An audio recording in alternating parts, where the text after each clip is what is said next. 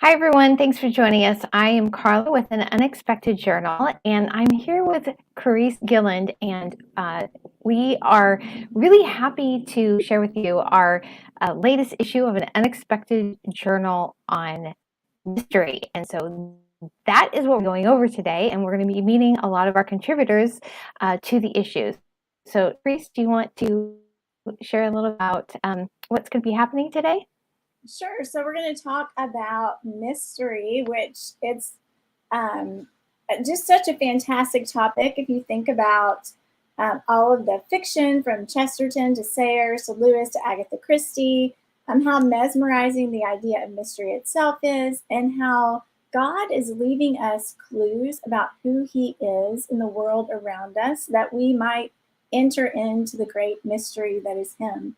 So, I want to look at our schedule for today, and we have the mysteries of God, the apologetic value of mystery, mystery and message, mystery and meaning, mystery and identity, which is definitely a current issue today, and church history and mystery. So it's not a mystery that we have an amazing schedule today. So we hope everyone sticks around for all the sessions. We're also, I think, going to give away some fun prizes and do some fun things like that. So hopefully you'll pay attention to how to sign up to win some of those. Yeah, and before we get started, we just want to talk a little bit about an Unexpected Journal and also about what it is that we do. So, an Unexpected Journal was started in April of 2018, but it actually became it birthed from a chat between friends in a Facebook group in November of 2017. And Carice was part of that, Zach Schmal, a lot of the people that you're going to see today were part of that discussion. And we were all members of the Cultural Apologetics program at what used to be known as Houston Baptist University. It's now known Houston Christian. Yeah. And this is what you see in this journal is really what we do. We do a lot of reading and do a lot of writing and then synthesizing that reading in the writing. And we try to write to a purpose. And that purpose is to show how different things in our culture reflect some aspect of God, either His nature or His truth or His plan for our life. And that is what is known as cultural apologetics. There's a lot of discussion lately about cultural apologetics. Yep. And it's kind of funny because big drama just a little while ago. We won't get into that. No. It's kind of funny because when I first got into the program, I started in 2015 and graduated in 2017. I don't know about you, Carice, but everybody, when you would say cultural apologetics, they would go like, "What?" You know, they even if they knew what apologetics was. The term cultural apologetics was really unfamiliar to them, and so we would have to explain it. And so now it's kind of like it's sort of the thing that the cool kids do, and everybody wants to call themselves a cultural apologist. And here's the thing, cultural apologetics is not just seeing something in culture and raging against it. You know, there's a word for that. It's called polemics. It's not this. Cultural apologetics is different from traditional apologetics. Traditional apologetics, you go over the arguments for God and the reasons for God, the logical reasoning. But cultural apologetics helps bridge the gap between the logic and the person, the whole person, and what it means. What does it mean to live that out? What does it look like? And so when you look at Jesus's life, he was a cultural apologist. He was in himself. He showed what it was to be someone who lived out what God is asking us to do, right? He shows what God is, his principles are in the flesh, the word made flesh. But he also taught in parables, and he used parables to illustrate those truths. Another good example that I like to use is C.S. Lewis, and he wrote both in traditional apologetics as well as philosophical or as cultural apologetics. So his traditional apologetics for the basic essentials of Christianity is mere Christianity, but he illustrated those principles in the Chronicles of Narnia. Same is true of his book, The Abolition of Man, and really clearly in That Hideous Strength. But you see some of his other ideas about culture, the whole Space trilogy. You can see that really clearly. And so that is the difference. It's not just an idea. It's like, what does it mean? Chris, And I think too, like, talk a little bit more of that? Yeah, and if you look, one of the things that I'm just going to put a plug in for the HBU/HCU, because we all went when it was HBU, so I still say HBU, but it's Houston Christian University if you're trying to Google it. Imaginative and Cultural Apologetics Program is that it's not even just cultural; it's the marriage, the dovetail, the cultural, and the imaginative, which is what you're talking about when you're talking about Lewis reaching into culture with his essays and then reaching into that imagination with the Chronicles of Narnia. And I think that, to me, it does a disservice to apologetics to separate those things. I think it is so much more effective to have cultural and imaginative apologetics together, not separated. I think it's necessary. And it's beautiful. And that's one of the things that actually got this journal started, because we were having this conversation. We're like, we've written these great things in our program. Where do we send them? Where do we put them? Like, some people had blogs, but it was all very random. And essentially we said, hey, if there's not a journal for this, we're just going to make a journal for this. And that's how An Unexpected Journal got started. I give all the credit and the glory to the Lord for that and for everything that has happened. And because I feel like it would only be his providence that would have gotten us to this point. And it's so exciting to see it and to be a part of the work of the Lord. And that, so if you're watching today and you haven't read or submitted to An Unexpected Journal, then you need to get on the website. It's right there. You need to get on the website and take a look around and read and see what all's in there. And then you might have some amazing thing that the world needs for cultural and imaginative apologetics. And we do have upcoming issue submission openings. So if you are a writer or you've had some idea just bouncing around in your head, look and see. We might be in that place that you've been looking for. And every time I say An Unexpected Journal, I say the Journal for Cultural and Imaginative Apologetics, because it is the journal for cultural and imaginative apologetics. Oh, great. We have this. Issues. These are issues for. So upcoming issues, summer 2023. So in So in summer it's going to be King Arthur, fall Play and Prayer, and then also in Advent is going to be Dostoevsky. So if you have some suggestions, we're going to be deciding our 2024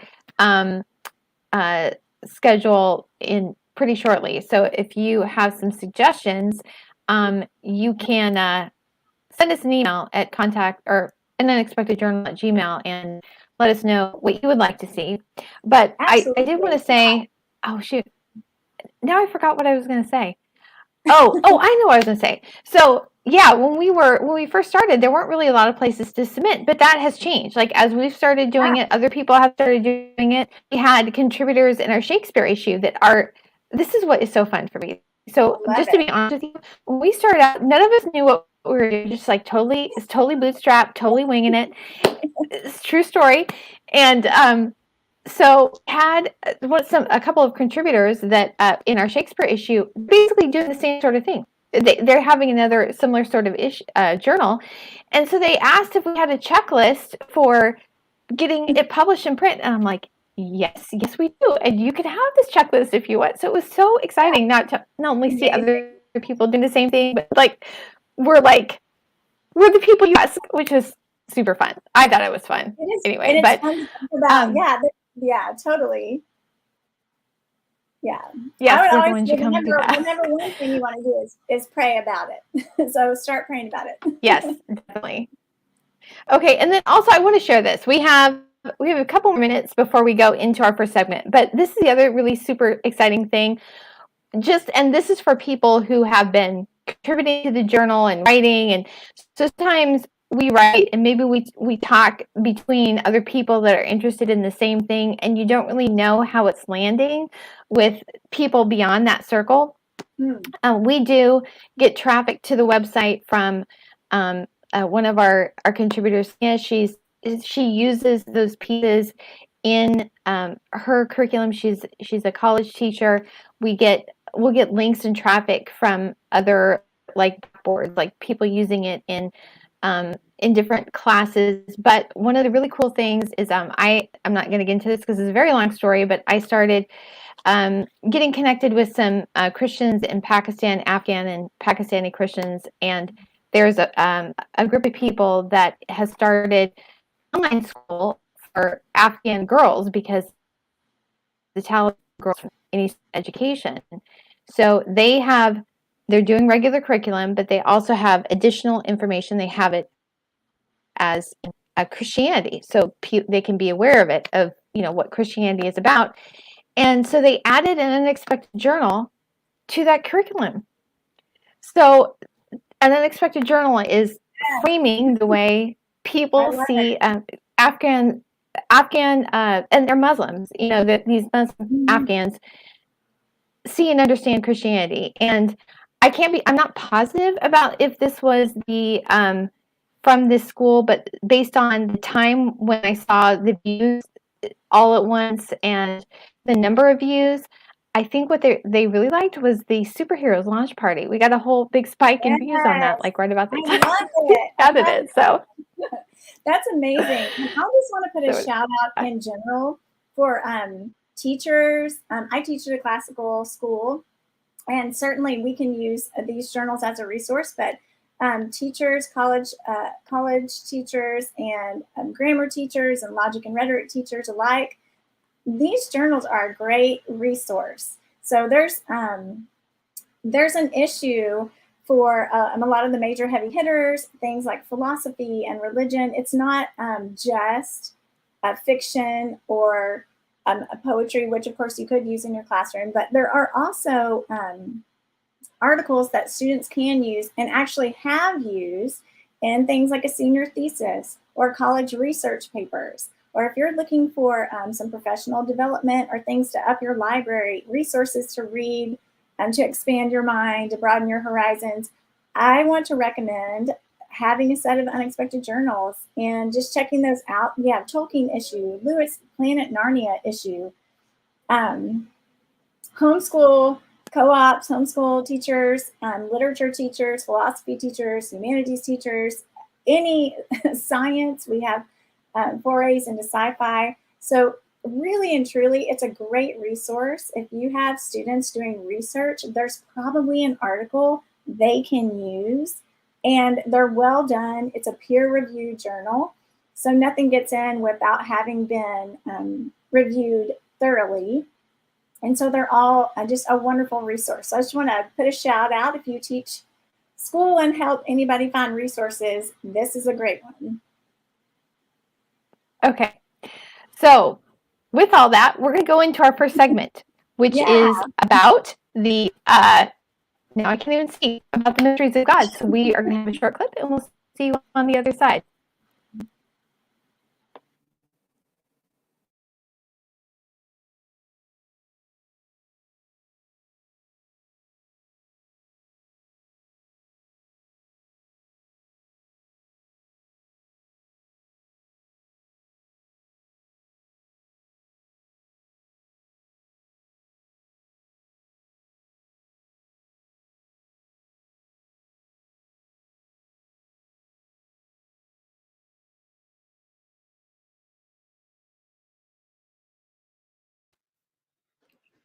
And thanks for joining us.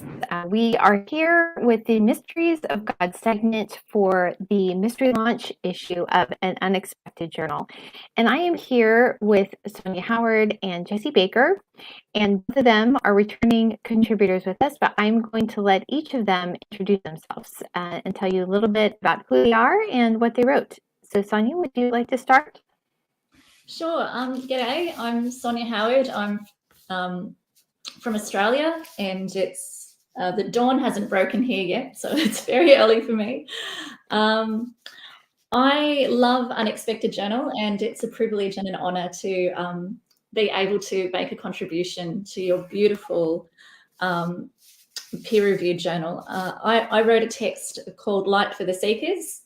I love the genre of mystery. It connects with my heart and my childhood and my intellect. And when I saw the opportunity to write for that, I just jumped at the chance. So thank you very much. Awesome. And how about you, Jesse? Yeah, I'm based in North Carolina, so a little bit of a ways from Australia. So we have bright sunshine here. So it's coming, Sonia. It's coming. So I contributed an article called God, the Revealer of Mysteries, and it has a little bit more of a longer title that I can't remember right now, but it's basically the way that the word mystery is used in the scriptures, which I think is a good way to help us investigate how we interact with the world. Awesome. So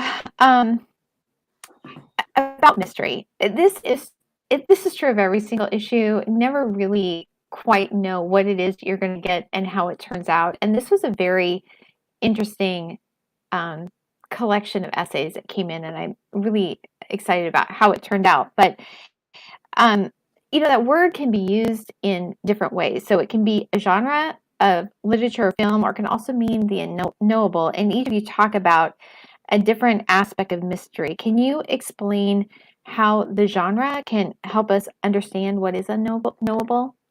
Jesse, do you want to start?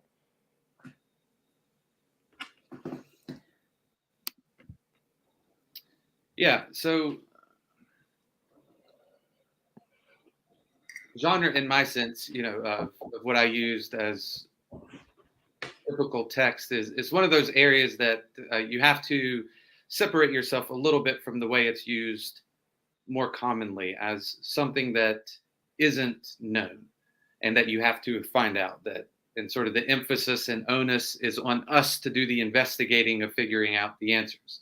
I think that's a great definition, and you can use it, and we should use it. But it's just an understanding that that's just not how the Bible typically uses it. There are commonalities, there are places of intersection. Certainly a mystery has some space in the territory called the unknown, but that's only from a human perspective. Mystery in the grander scheme is something that God knows, but is only is basically, in some sense, delaying when he's revealing that to us. So mystery more has the sense of what happens after, and it's so in the Bible, mystery is something that is revealed, that has been revealed, was previously unknown, but has been made known. And of course, then the question is, for the purpose of the biblical writers, this is all meant to be a pointer back to God, all meant to be a pointer so that we can say, God can say, you can trust me. I have this. I know this. I'm giving you what you need, but just trust me. And that's kind of where the mystery in the Bible is kind of pointing people to. Yeah, I didn't realize this until just very recently. I think when I was in the program, coming from a Protestant background, I didn't understand, like, a mystery is something, it is a revelation of God, something that can only be known by revelation, that you can't reach it through reason. I can't remember which writer this was. It's one of the writers. The star was a mystery. That it was a revelation of God. So I thought it was interesting. But Sonia, how about you? So you're asking the question, can I explain how the genre can help us know the unknowable? So I had to think about this. And that's partly why I titled my little piece Light for the Seeker, because I think, as Jesse's pointed towards, it's our prerogative on the human journey to be the seeker. And we have to knock before the door is open unto us. And we're compelled to do that. For the most part, most people are compelled to do that. But I think the genre itself allows us to begin to unpack the mystery. And when we look at what the tenets of the genre are, a realistic yet suspenseful plot, a shocking yet realistic crime, foreshadowing of the evidence, some false leads, a protagonist or someone who's trying to unpack it all, an unexpected villain, and then a last-minute resolution. Well, all of that can be found in the biblical canon. And what I find most profound is it's right there in Genesis when you open the book at the outset. So we have this realistic and suspenseful plot. We have this man and woman who are in this magnificent utopia space, and then this shocking crime. They betray their maker. Could there be any greater resonant event on the earth beside betraying the one that has given you everything? It's absolutely harrowing, and it's the beginning of the great narrative that is ours as human beings, that our own self-destruction. And yet there's a foreshadowing right there and then. God has a solution for us, and it's going to play out generations later in Christ. The great criminal is the serpent himself, who approaches the youngest and most vulnerable creature in that garden. She's known God for the shortest time, and he is a bully. This serpent is a bully. He deliberately seeks her out. And then we have the resolution that ultimately comes in Christ. And we're called as human beings to seek out that story, and he provides light for us. And then all throughout Genesis, we have the foreshadowing of Christ. And we're told that he's going to come, and there's sacrifices that all point to our profound need for atonement. And the true mystery in all of that, of course, the true profound mystery, of course, is that we have a God who loves us and who will do such profound things to salvage us from our own self-destruction, when it was him that we sinned against. And to me, that is the greatest mystery that needs unraveling on our entire spectrum of our encounter as human beings.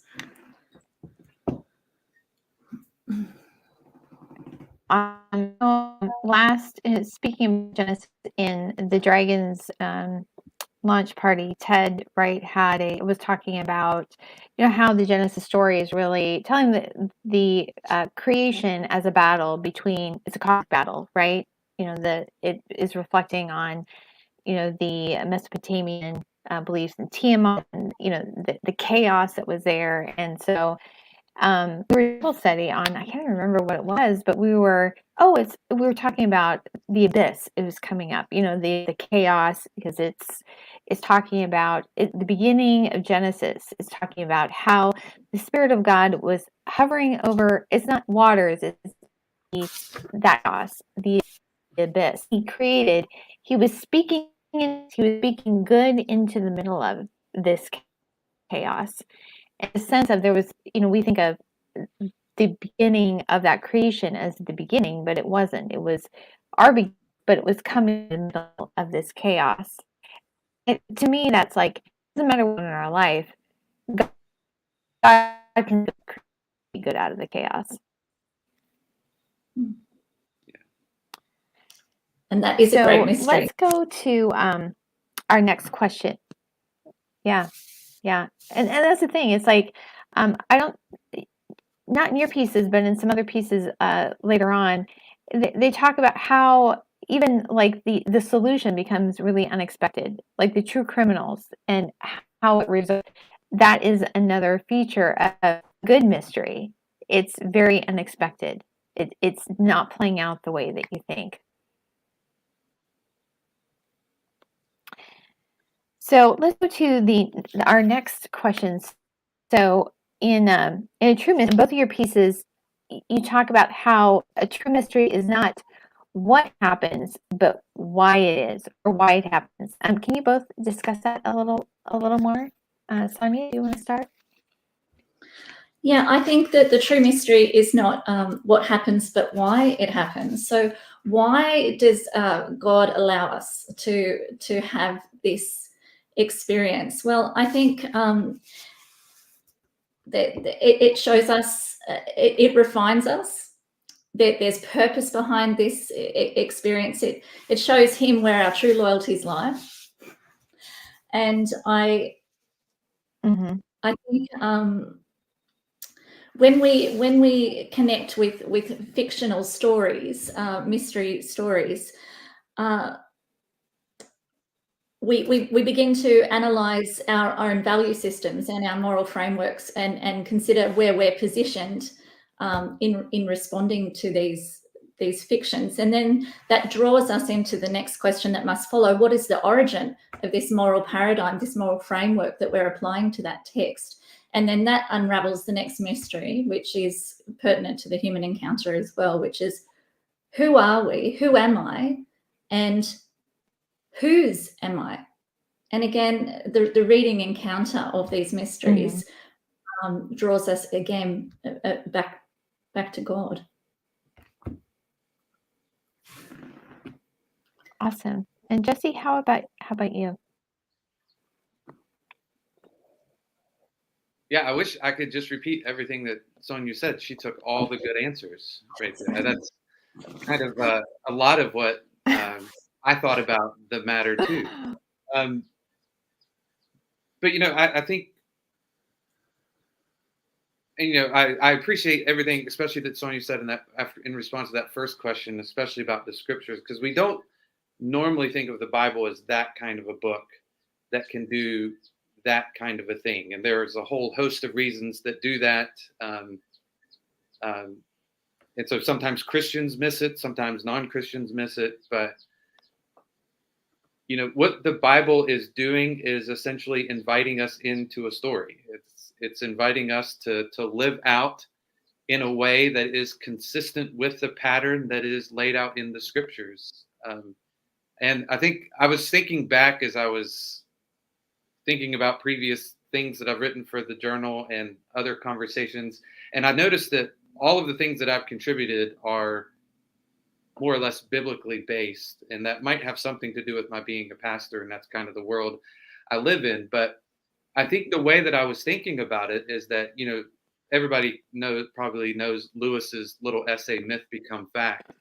But I think in some sense, what the Bible is doing is creating this interplay, this little dance between imagination and fact. It's almost like imagination become fact, and the way that which, we have our whole selves, our whole outlook changed, but for the purpose that exactly, I'm coming back to what Sonia said. It's just, it all pulls us back into God, into his realm, into his presence. So again, the sort of why we're given all of this in the scriptures is to point back to him, to help us continue on a way of faithfulness, so that we can, we follow where he leads, and we kind of live out the story in a way that is our stories in a way that's consistent with his script, so to speak. Hopefully that's not too bad of a metaphor. Great. So you talk about Revelation a lot. Yeah. In your pieces. And Revelation is kind of like God's wrap up, sort of like all these things I've told you, trust me on it. Yeah. It's going to be, but it's going to be good.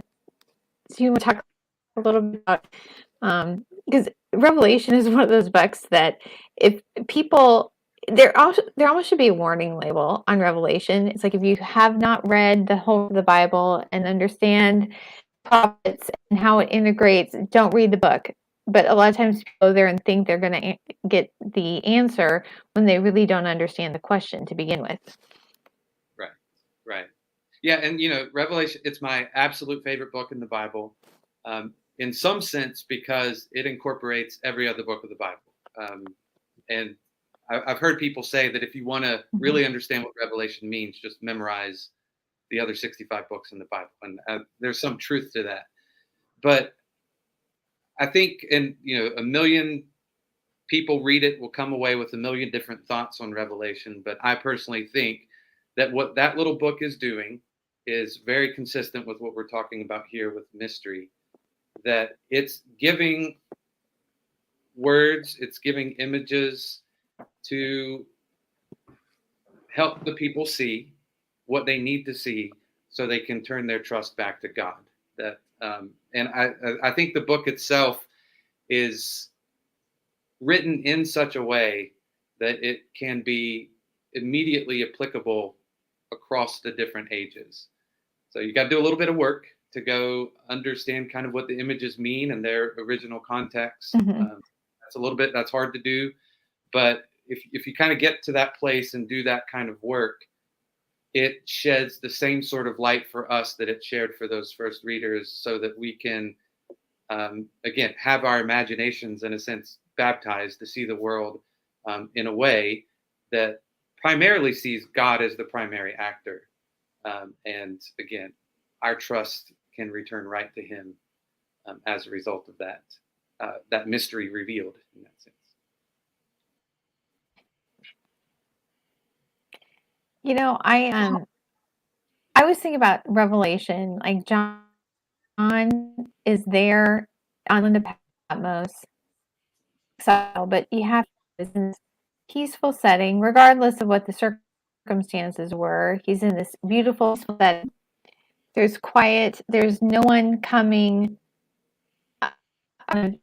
Jesus' closest friends. He had a lot of authority. You know, he had this relationship with Jesus' family.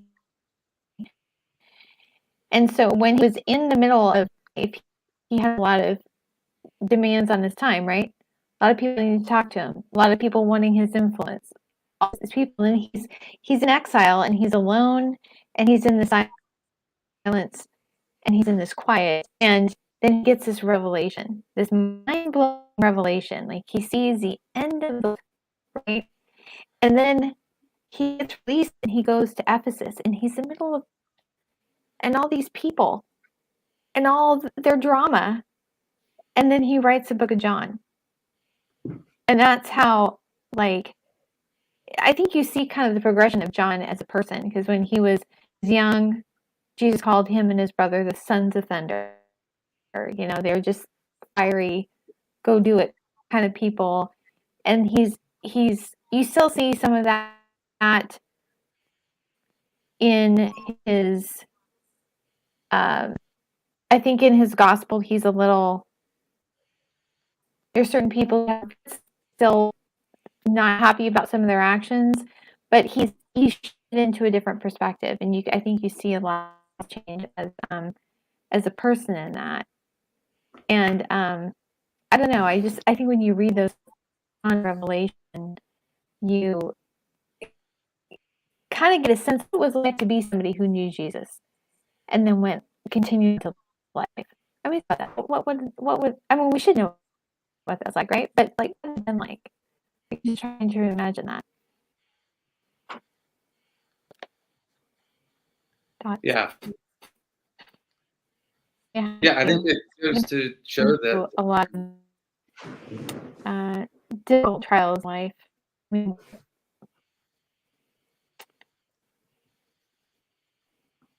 Yeah, I think a lot of the biblical canon is offering us insights, obviously, into who our God is, and the impetus then is put back on us as people to be seekers, to seek God in that.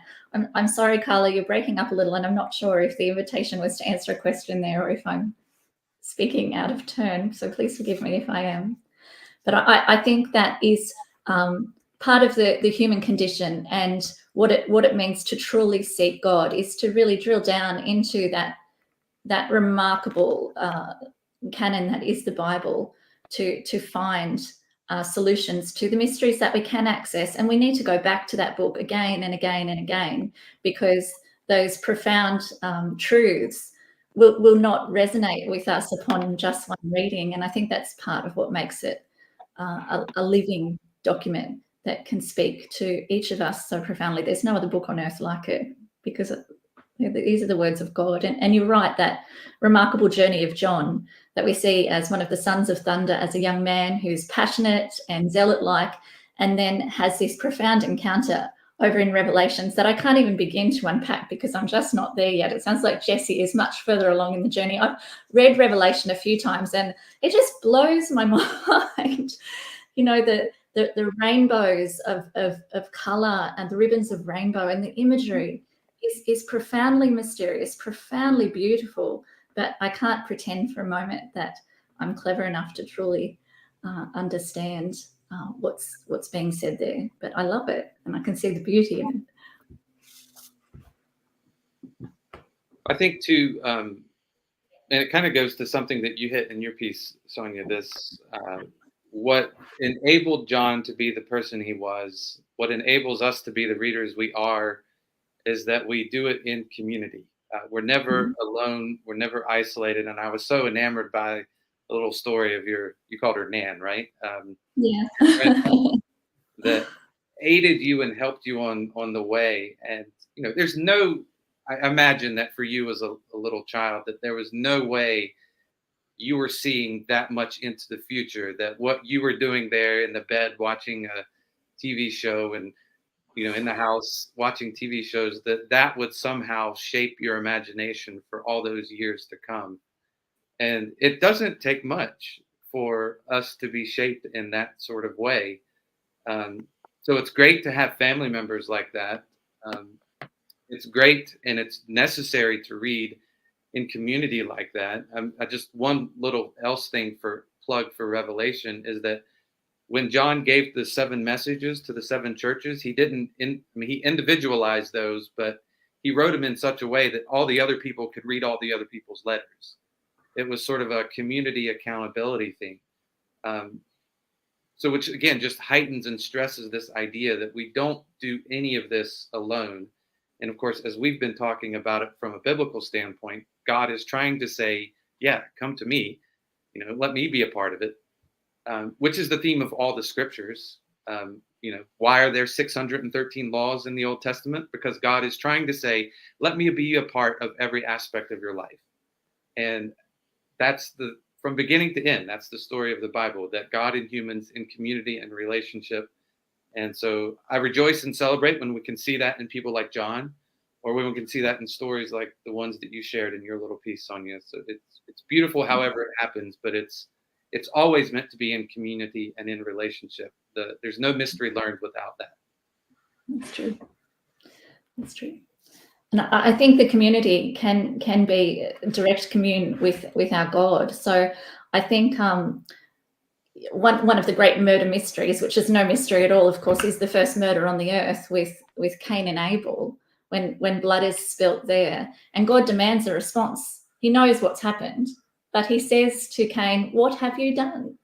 And demands that to be interrogated and demands self-reflection, demands justice, and yet still shows Cain incredible mercy, which I find profound. So instead of blood being demanded for blood, he's exiled, but he's also protected. And that's a God of mercy. But I think it's amazing that we have a God who loves even every part of us and takes the darkness within us and turns us back to his light. And that's the true mystery, in my opinion, that there is such love that it covers a multitude of sins and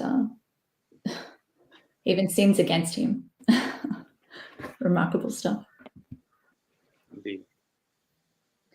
Yeah. And that's the only, Jesus said, right? Anyone can deny the Son of Man, but anyone who denies the Spirit can never be forgiven. And that's like, all we are required to do is to recognize when we've been wrong. That's to repent. And sometimes that's hard. We had a discussion with someone. We were talking about Judas. Oh, in Dorothy Sayers, the Man Who Became King, or Man Born to Be King. And just as he was, he regretted what he did, but he didn't repent. And I think sometimes we can be prideful in our regret because it's not enough. You still have to come to a point of humility of allowing God to forgive you, right? Not thinking that your stuff is bigger than God, because that's what we're doing when we refuse to repent. We think, even in our wrongs, that we're bigger than God's grace. So we are almost at the end of our time, but can each of you share like where people can find you or what you have coming up next? Sonia, how about you? What I have coming up next, I'm actually working on marking about 20 papers of a brilliant Year 12 English class. So that's where and raising children and doing mum life and wife life. So that's where I'm at. But I love writing for this journal because I think, especially after hearing you earlier talk about the reach it is having into the Middle East, that's amazing. That's empowering to those young people in that nation. And certainly over here in Australia, you're reaching into our Christian college, and we're really grateful for you. So I'll just keep writing, and when I see your submissions field come up, I'll try to continue to make contributions, because it's beautiful, and having a paradigm to write to as well is something I really love, and it's really stimulating, and it brings me out from homeschool mum of the land of Dr. Seuss into something a little more engaging for me. So thank you. But I can be found on the links on your site. So thank you. It's a privilege to work with you and for you. Glad you came back. And actually, I've been meaning to. It's a story, but I have a question about Australia. But I'll have to send you an email about it later. So, Jesse, how about you? Yeah, for come to Burlington, North Carolina, you can find me. Yeah, I do have I do appreciate the journal and opportunities to contribute and write. So yeah, I'm trying to think about what's next there. I'm looking at the play and leisure. I can't remember exactly, but that one, I know the submission date's coming up soon for that. So I'm looking for that. I did have some poems published recently in the Clay Jar Review, and that was actually, it's online right now. It came out in January, but they gradually release little pieces on social media and such. So at some point I'll be popping up there. But yeah, other than that, find me on Facebook. I post church services and sermons, so you can track me down somewhere. I'm not too hard to find. Yeah, you can watch the sermons each week and go visit his church, see him in person. Well, that is the end of our segment on the mysteries of God, and we are going to be transitioning into a session on the apologetic value of mystery. So we will see you guys on the other side.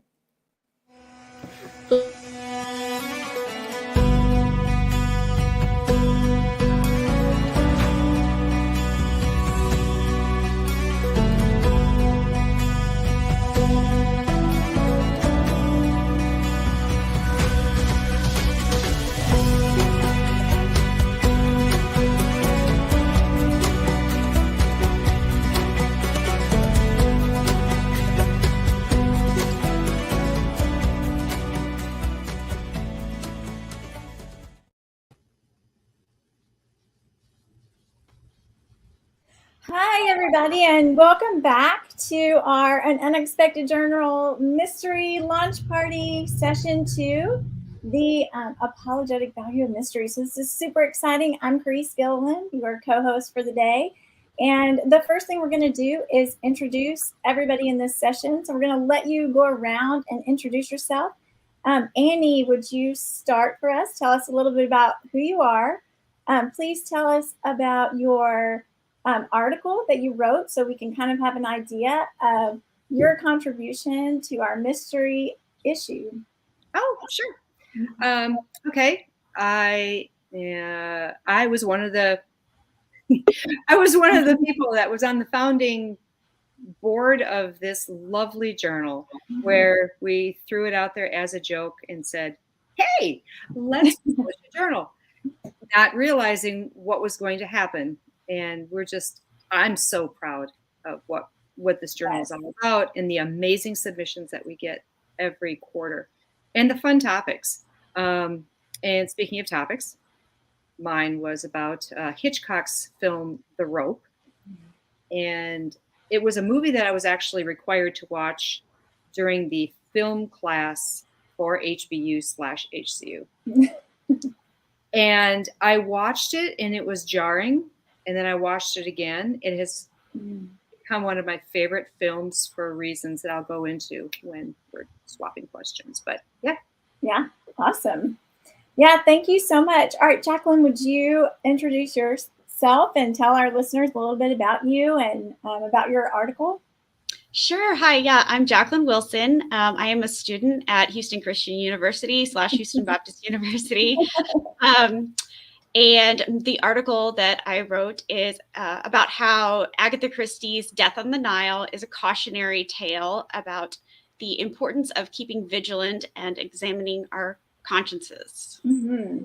Oh, I love it. And then now I want to give you a chance to brag a little bit because I think something interesting happened with your article, right? It got picked up by someone very interesting. Am I remembering that correctly? Oh, yeah. It was retweeted by the International Agatha Christie Festival on Twitter. And that was really wonderful. Oh, cool. I know. I saw that and I was like, yes, we're reaching out even further. And I really loved your article. We're going to go up also to Dr. Brian Melton. Would you introduce yourself to us, please? Sure. I'm Brian. I am a professor of history at the college and university level. I've taught for, it seems like 1,500 different schools, online and off, including HBU, HCU over the previous year. I also teach for classical Christian schools. I've taught just about every brand of history you can imagine at the upper levels, and at the lower levels I also throw in philosophy and some literature, which is a lot of fun. And the piece that I wrote is actually sort of the odd person out, I guess, because it's fiction. And it was basically a speculative piece. There's that line in The Hobbit where Tolkien says that the goblins are responsible for some of the killing machines that have troubled the world in years since. And I got to wondering, historically, what might that actually look like? And so I wrote a piece of historic fiction where I mixed liberally with actual history about the idea of Hiram Stevens Maxim, the inventor of the Maxim machine gun, being inspired by a rather mysterious force. Yeah, I thought it was so fascinating to have the three of your pieces together in this conversation, because yours is like the fiction realization of a lot of the ideas that Annie and Jacqueline are talking about in their articles. So one of the things that we can see as a common thread just running through all three pieces is this idea that the heart of man is a mystery, and that there are all these things, the Bible says basically don't trust your heart. It's kind of shady, right? It's a little sketch. It's not your life coach. But so we know from these mysteries that you kind of get inside these people's heads and you're sort of walking around in their heads while whatever's going on, especially these murder mysteries. We don't often know why we even do things ourselves. I teach third grade, and sometimes you'll say, why did you do that? And sweet friend will say, I don't know. I don't know why I did that. How can we understand what others do through mystery, through the things that we're watching? And also, Brian, if you want to talk about when you were developing your character, how you were thinking about how that character is going to be behaving and what they're thinking about what they're doing. So maybe we'll start with you, and then we'll go to Annie and Jacqueline on that. Okay, well, that might seem a little odd, but from a historical perspective, I kind of disagree with a little bit about the idea of the heart of man being a complete mystery, because if there's one thing that history seems to teach us, it's that human beings are losers. We have a terrible history. And if there's one point of theology that nobody should debate, it's that human beings have this inherent bent towards evil, because we just see it again and again and again. So God has us pegged in the biblical text. And if you're being at all fair with history, history has us pegged. And really, when you get down to it, we even tend to peg each other, because you can almost always see when somebody else is going astray before they see it in themselves.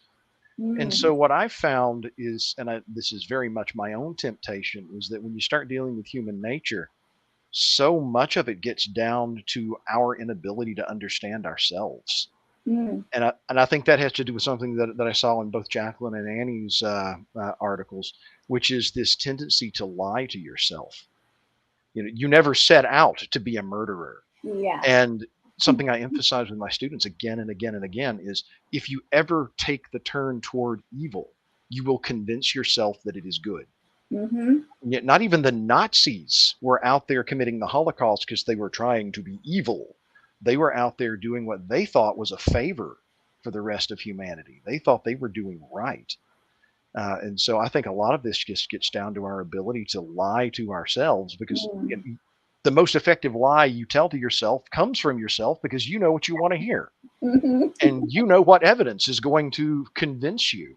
And so it's really hard sometimes to piece through it. And that had a lot to do with the way I was dealing, particularly with Hiram Stevens and all the justifications that he was giving himself about how it really wasn't his fault, and it really was his invention, and he really had a bigger meaning, when the truth is something that, as the reader, I hope you can pick up pretty easily. Yeah, great. Thank you. And to those points, to piggyback onto that, Jacqueline and Annie, if you want to talk about maybe how apologetically does that help us when we're reading or watching somebody going through that, because we can't know ourselves well enough. How does it help us if we're watching someone else and their thought process in their sin, or even the detective who's trying to unfold everything that the person's doing? So whichever one of you wants to start. Jacqueline, do you want to go first? Sure. I'm reminded of a Bob Schuchts quote. He's the founder of the JP2 Healing Center, and he said something really profound to me that I think we can see, especially in Brian's story. But he said, behind every disordered desire is a good and holy desire, an unmet need and an unmet wound, and a hidden pattern of sin. And when we see that in, I'll just go with Brian's story, Hiram, you know, there's this desire to build something and to destroy something. And that's not necessarily a bad thing. And even in Death on the Nile with Agatha Christie, you see Jacqueline, who has this desire for a relationship, and that's not a bad thing. And in Rope too, maybe the desire is for perfection, right? To get rid of all of what is little and small, or what we would deem as a nuisance. And those desires, although they're disordered, they're not necessarily bad. The problem is that we're running to the wrong things to fulfill that desire, when we really need to be running towards Christ. And I think in a work of fiction, that becomes much more obvious, because we can see the big picture. When you're in it and you're doing it yourself, that's really hard to see. And I think that stood out to me too in Agatha Christie's Death on the Nile, is you can see she's running towards this very bad thing. Or it's revealed in the end, really. You don't really see it in the mystery there. But yeah, I think you even noted that in your when quote. we run to Jesus with this, we can say, when we run to Jesus, we can say, okay, I have this disordered desire. What's the wound behind that? What needs to be healed? What needs to be fulfilled? And he looks at us and he sees our sin, but he also sees the wound that's behind the sin, or he sees the desire that's behind that disorder, and he can heal it, and he can fulfill it in a very profound way. And I think mystery is kind of acts like or fiction in itself can act as a scaffolding for that. So we can see that big picture, because it's really hard when you're living life and you're in the muck of it all. Yeah, you can't see it for yourself, really. All right, Annie? I think what the story, Hitchcock created this film that has this grain of truth in it. It's based on a real story. And I think I watched it 3 or 4 times before I decided to write the article, and then I was writing the article, and I realized this is based on 2 human beings that did this act. And I'm not going to give anything away, because I really think that this film is one of the most powerful looks at human nature, human motivation, but yet we can't figure out what is the motivation of this. But I have a line from Hitchcock here I think really kind of sums it up. He said, "I have a feeling that inside of you somewhere there's somebody nobody else knows about." And that explains a lot of the motivations, the heart of man, why we do what we do. Inside of all of us, there is this voice that we may give into, that we may listen to without pausing and counting to 10 and saying, "Oh, whoop, this is a bad idea, back up." And saying, "Lord, why am I here? Why did I take this decision? Why did I take this path?" But when you confront the fact that these 2 in real life, these 2 characters, like what Jacqueline said, what's your motivation? The motivation of the weaker of the 2, you can see what his motivation is. It's acceptance. It's climbing up the ladder. It's running with the cool kids. The guy at the top, his motivation is like a cleansing. But it's also a game for him. He accepts the game. How can I commit this atrocity and get away with it? What do I have to do to actually get away with it? Because I am so much smarter than everybody else. So I'm going to do this. And that's what caught the real character in the end. He did something that was so blatantly stupid that a 5-year-old could have seen, no, you don't do that and cover something up like that. But you are so narcissistic, and suddenly everything that you believe that you are, without being retrospective and looking at it, takes over. And that takes over every aspect of your relation with everybody, including God. You look at God and say, "Oh yeah, I bet you can't stop." And you lose your perspective. That's right. And I think so much of exploring that murder mystery, or the mystery of something, is not just the how it happened, but the why, right? That big motivating factor. That's what drives your fiction. If you don't have motivation in a story, you really don't have one. You're just kind of rambling. I think that motivation comes back to that idea of the problem of evil. And so one of the things that we are thinking about with these stories is that they are very much addressing usually a quite heinous act, something that would shock you, right? You're watching it. This is kind of top of the line evil to murder someone, right? So this problem of evil is a dominant theme in a mystery, and definitely in these mysteries. And I think that a good question to think about is, why do you think fiction is an effective way to address the problem of evil, and how could we in what ways can we use it apologetically? So we've talked some around this, but we haven't quite gotten directly to it. Why is fiction? Why are these movies? Why are these Agatha Christie books? Why is Brian's stories like the one Brian wrote an effective tool for helping us to discuss and understand the problem of evil?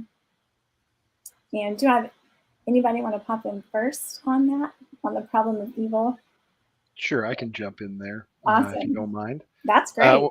Well, I think there's 2 levels here to consider.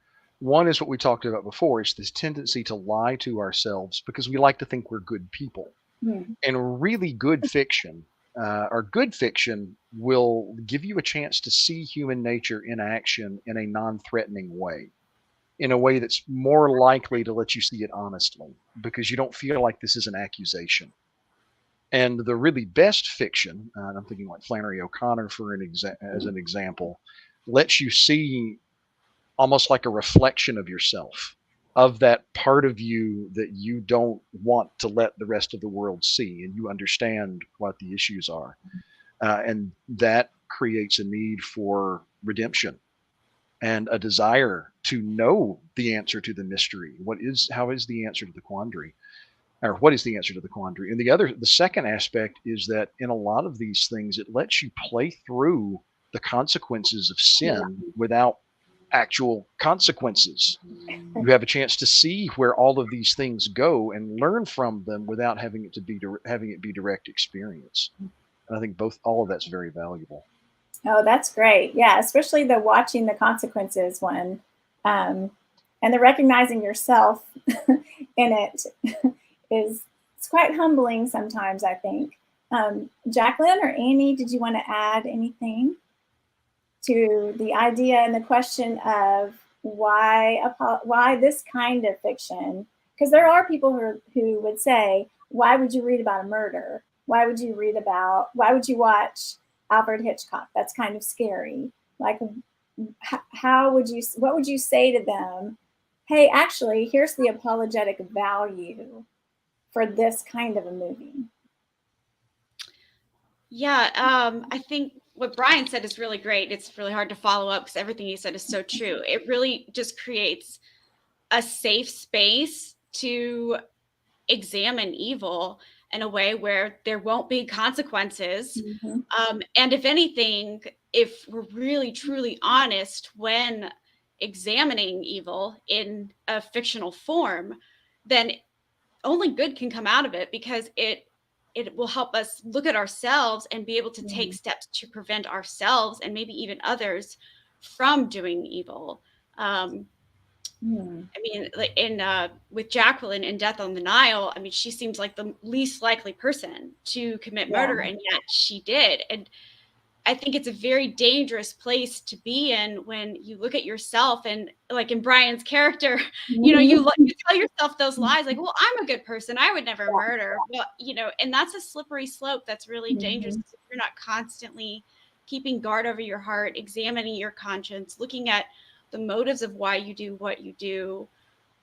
You're going to fall into sin. Like Brian said earlier, we have an inclination to sin, and history proves that time and time again. And if we can't look at that, we're going to follow that path. And I don't think really anybody wants that. And yet it actually happens. So I think the apologetic value of murder mystery stories and looking at evil in fiction it's a preventative measure. Yeah, great thought. And I like that idea of preventative measure. Good. Annie, did you want to add anything on? Yeah, fiction, we all love stories. It's the original creative art form for humanity. We told stories before we did any other kind of imaginative play creation of anything. We told stories, and I think stories will pull you in much more than even I was comparing documentary. You can watch a documentary about a murder. Like, this is the person who accused this. And it's very hard to really relate. It's easy to be disconnected from it. You look at the murderer, you look at them on the screen of the TV, and you say, well, clearly they did this, and they're rotten people, and this is what happened. Case closed, tie a bow on it. When you embed that person into a story with imagination, suddenly it becomes very relatable. So when I read the newspaper article about the two men who committed the crime, I wanted to find out what happened to them. Then it was like on to the next best thing. But when I watched the film gave it depth, and I started to think about people in my past. And I started to think of situations that I had been in. And I thought, wow, this is really something. When you read fiction, you see the development of a character. So you can see the development of a film character and what brought them to that point. But also, I think you can take a piece of yourself goes into watching or reading fiction. You'll find one hook that'll bring you in, like the professor character in the film, how that professor stated something that was then misinterpreted by the student. So that makes me reflect on my teaching. Like, Mhm. am I going to say something to these students Yeah. that might put them on a track for watching something, reading something, doing something, saying something that is not good and true? Mm. So it causes my self-reflection. I think that's the value of fiction. I think Mhm. it makes you a more, you can make you a more virtuous person. It gives you empathy, and it Yes. gives you understanding more than flat out fact. So I think it's really important to take these things, weave them into fiction so they become more relatable to the reader in a way that the reader, and we pray that the way that the reader needs to learn. Mm. Yes, very good. I like that clarification too, because I think that would be really important for someone who was like a little gun shy about having this kind of material for them to take in. So we thought about the problem of evil, but I also was wondering too about us thinking about how are the concepts of justice and righteousness illustrated in these kind of stories apologetically. You know, a lot of these, it starts out with a death, and we think about, oh, you know, the evil qualities, but how are themes of justice and righteousness brought to the forefront in these kind of stories? Because I think that's not something people really always think of. You know, they think of, oh yeah, I can see the problem of evil is there, but how would this be a good, helpful tool in a discussion of justice and righteousness? Go ahead, Brian. Oh, We'll just do a circle. We're just going around. sure. Why not? Working out Uh, great. Well, I'm not. I don't know that I'm in the best position to answer this because y'all are the ones whose stories have justice and righteousness in them. Mine ends on a bad note. Everyone dies, kind of. But I do think that that's useful, and that's one of the reasons why a lot of times my own fiction tends to trend dark, Mm, is because I think the absence of justice many times in the stories is something that strikes that note and makes you feel like you should be out there looking for it. mm, There's something that bothers you about this, and you yeah. should. It elicits the thoughts without actually providing the resolution, and so you have to look outside the story for the resolution, and hopefully that points ultimately to the ultimate justice and resolution.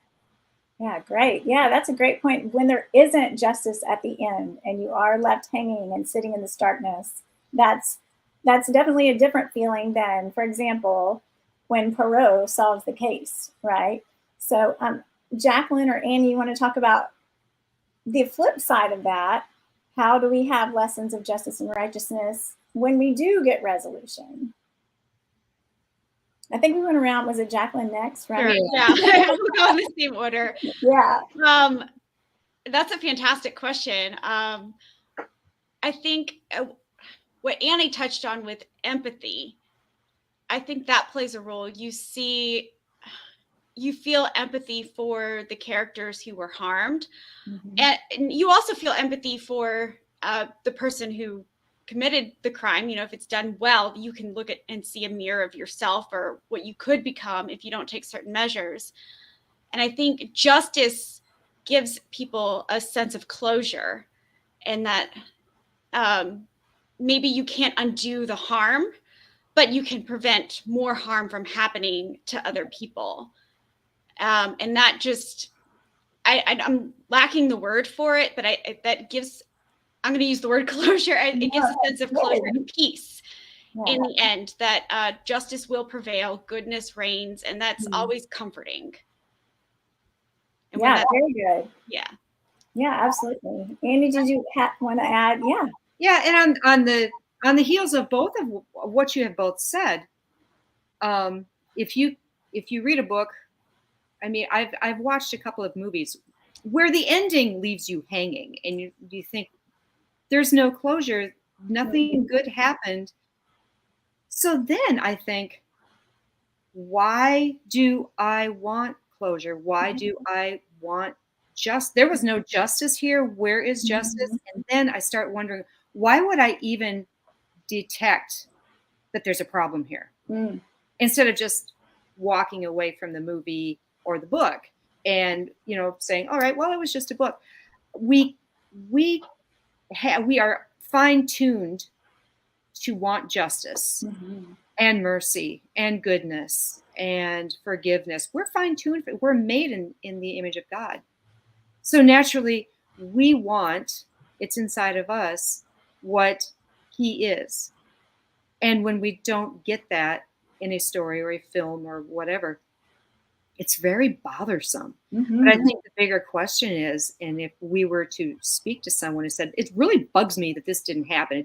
This guy did not go to jail. This guy did not get his comeuppance. Why do you feel that he should? Isn't it fine that he could just walk away? Mhm. Why do you feel that he needs to be called out, put in jail, smacked around, whatever? Why do you feel Right. that? Why should there even be justice? Yeah. What inherently is that resonating with? Yeah. Well, y'all, we're almost out of time. I can't believe this has been so fun. I want to go around in our same order and let you tell us about what's coming up next for you. If you're writing something, publishing something, if you have a website, just share a little bit about you. So Brian, we'll start with you and we'll just do our little order. Okay, well, I'm kind of like Sonia from the previous session in that my wife and I, in the last few years, have had a whole lot of little children come into the picture. And so we spend a lot of time parenting and homeschooling and taking care of things. So unfortunately, I'm not as academically active as I wish I was. I do have another submission that I've made to an unexpected journal, hopefully for the upcoming Dostoevsky, and we'll see if it makes the cut. I don't know yet. I've also got a piece that I'd like to put together on the multiverse, the modern multiverse movement as an opportunity to observe the live creation of mythology, Ooh. which I'm really interested in. I just have to have time to do it. And as far as finding me, you can almost go to just about any Christian college or university, it feels like, and I will be teaching your U.S. history survey, I think. But beyond that, probably Facebook's the easiest way to find me if you need me. Perfect. Great. All right, Jacqueline.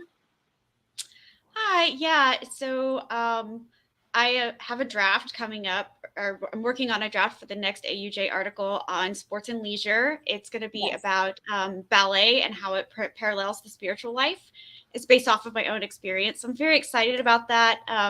Have yet to submit it. I also have a blog. It's not up to date, but I'm hoping to get it more up to date. I have some ideas for it. It's called beneaththedogwoodtree.com. And you can find me on Facebook, Instagram, Twitter, all of that. Perfect. Thank you. Annie, you have like 30 seconds. Go. Facebook, Instagram. I write for Cultivating Magazine. So www.cultivatingproject.com. Yes. AUJ. I am spearheading the King Arthur issue, so I have lots of editing coming up. Yes. And I had a poem published with Kala Press, their 2023 journal. That's for sale on Etsy. And I also write for I had 3 books last year from Square Halo Publishing and one at Rabbit Room. Excellent. Yeah, wonderful. Those are great books also, by the way, and marvelous organizations. All right, y'all, our time is up. We will tell everybody goodbye on session 2 and head into session 3. So bye, everyone, and thank you. Thanks. Thank you. Thank you.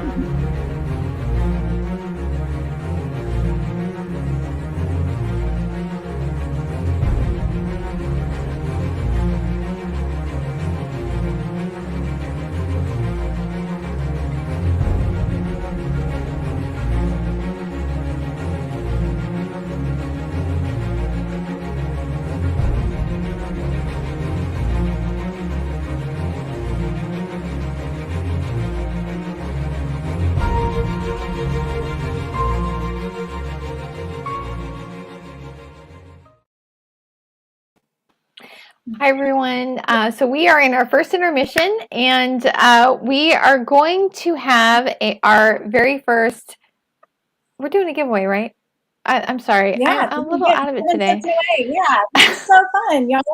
So you have type hashtag mystery in the chat to enter. So Yeah. So if type you're it watching, we have people. Yeah.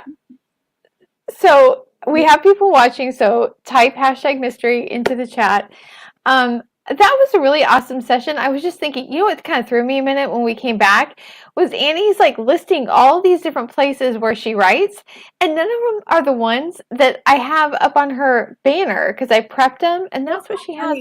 Just saying, that's what she has on her bio is literally life.org, and she doesn't list any of those because she writes in so many different in places. so many places. Yes. We Yeah. love it. We love our writers write in a lot of places, and we love it if you are a first time publishing person and you want to submit and we are your first place to do it. That's fantastic. Look at this. We already have Awesome! Woohoo! if you want to win, get in here. It's hashtag mystery. Otherwise, he's just gonna get it and he's gonna win it. So I mean, anyway, that'd be great, but yeah, which is totally fine. It's totally fine. We can just send it. So anyway, yeah. So we are doing our first giveaway, and it's going to be for a copy of the mystery issue. So enter hashtag mystery either in the chat on Facebook, or if you're like on YouTube, then you enter it in the live chat, not in the comments on YouTube. You enter it in the live chat. We've had a couple times people have done the comments, and that doesn't come in from YouTube. If you don't follow Yeah. the instructions. So, but super easy. Just hashtag mystery. That's right. You So can here's the thing. We already went over our. I'm sorry. Nope. Go ahead. You're good. Okay. So we are in our we're in our first giveaway session. So coming up at 3:30, we have a segment on mystery and message, and then following that is mystery and meaning, and then we're going to have another giveaway for a copy of the journal, and you only have to enter once. So you just put in hashtag mystery, and you will be able to be entered into all of the drawings with that. So I'm just going to put this up here.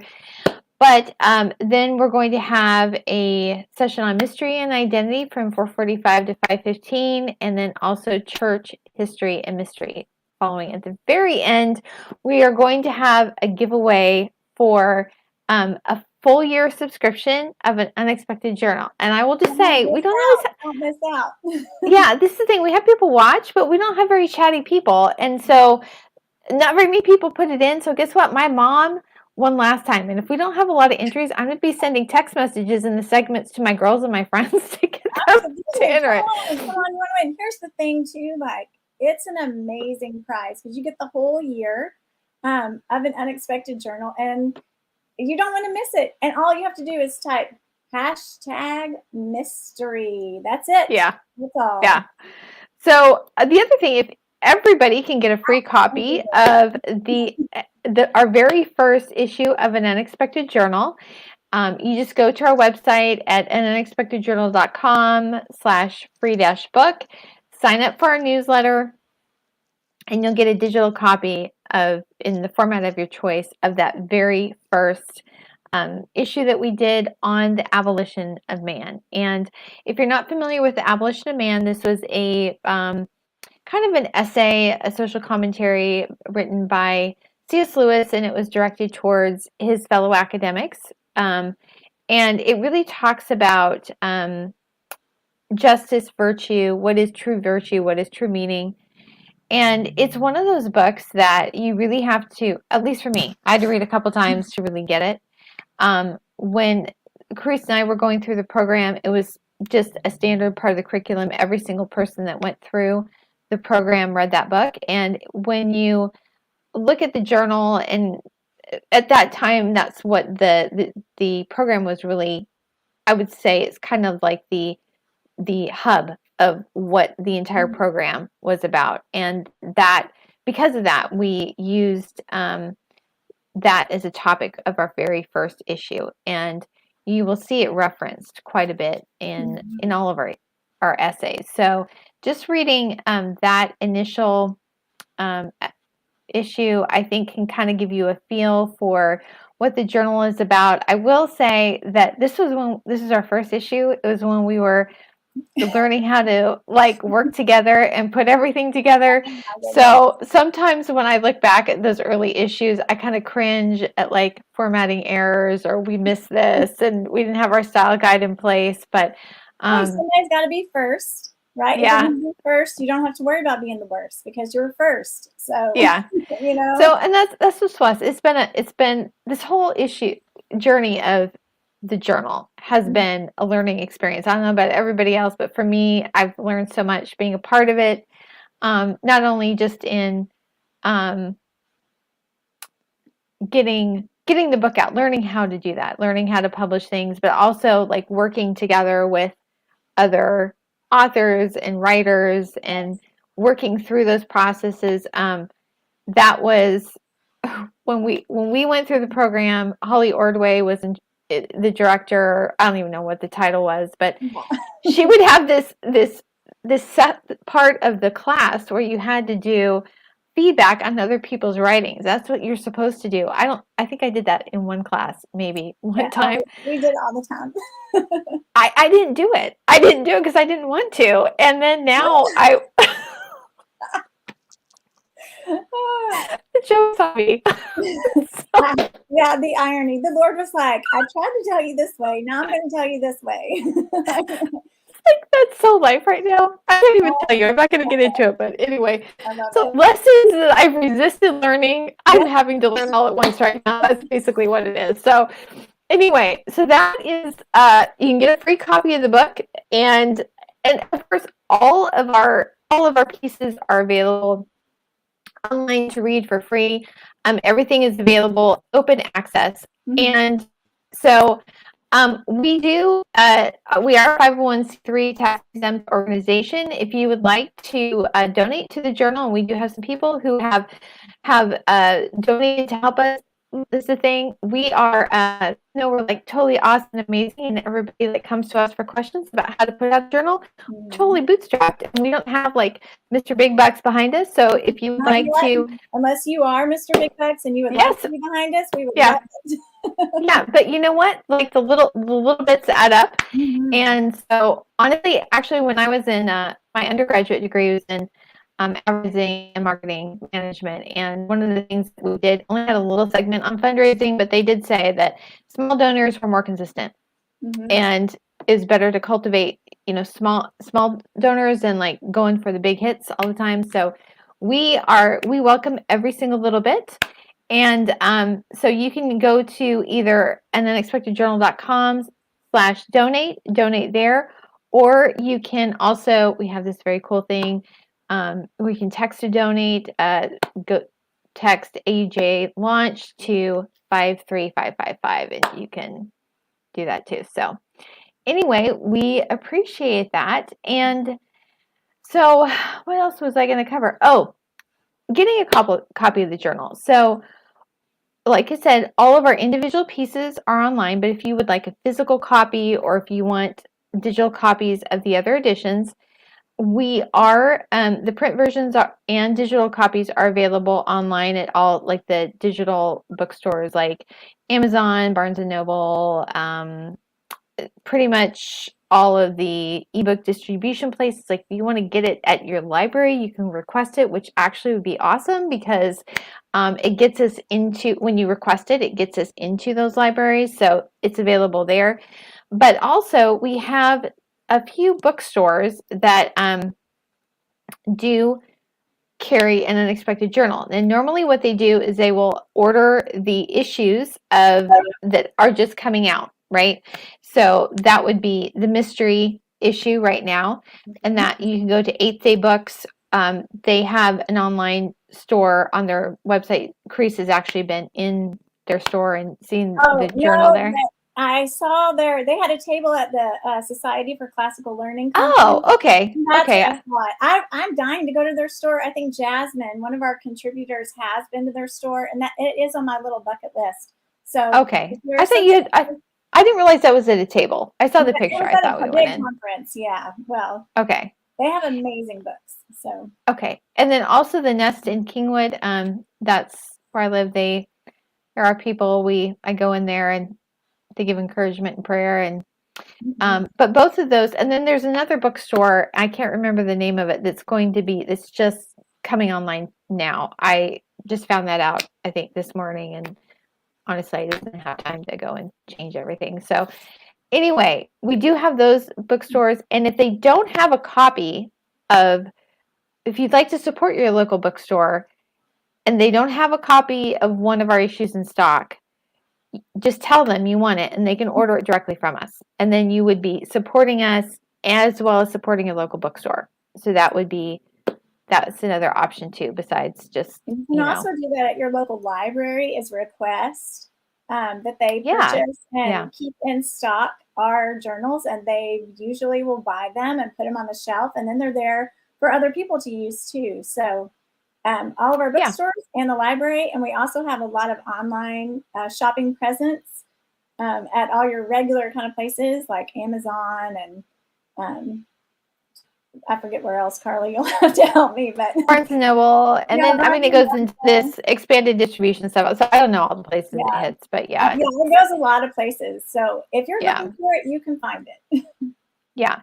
But if there is a store or a library that wants to just buy like a series, like a whole volume, they can just send us an email at unexpectedjournal@gmail.com and just say, hey, I want these volumes, and then we can just do it directly that way. That would be great. So, if you have a school library, that's another great place to stock these, because they are such good resources for students and teachers. So I think that's another awesome place that we would love to have an Unexpected Journal available to these young students and your fellow educators.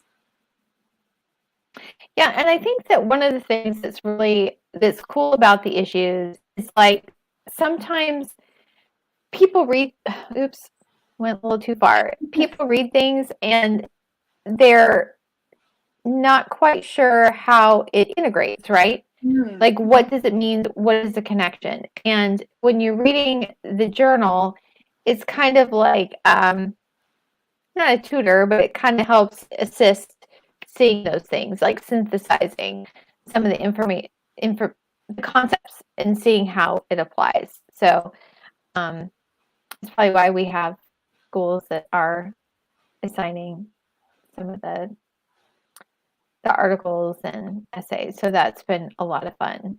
But why am I keep going too far, I think. So anyway, we are going to be having our giveaway in a little bit. So last chance, we have a few people that have entered hashtag. Do we have more than one? I think we have one right now, right? Yes. So here's the deal. This is the last call for, because we go to our next segment. This is last call. If somebody doesn't get in like right now, then a Driven 57 video, you are our only entrant. So you win a copy of, here's the thing. I can't draw. I'm sorry, you're getting cheated a little bit because you don't get the excitement of going through a giveaway spin, but it won't draw with only one entry. So you are the winner of the mystery issue of an Unexpected Journal. Since you are on YouTube, we can't send you a message there. So you're going to have to email an unexpectedjournal@gmail.com and give them your screen name and tell them you won a copy of the mystery issue so we can mail that to you. So anyway, congratulations. Okay. So exciting. Yeah, congratulations. So hopefully we have a few more entrants next time, because we have two more giveaways coming up. So if you haven't entered, get on it. Let's go. Okay, so we are going to be going to our next segment on mystery and message. So we will see you in just a little bit.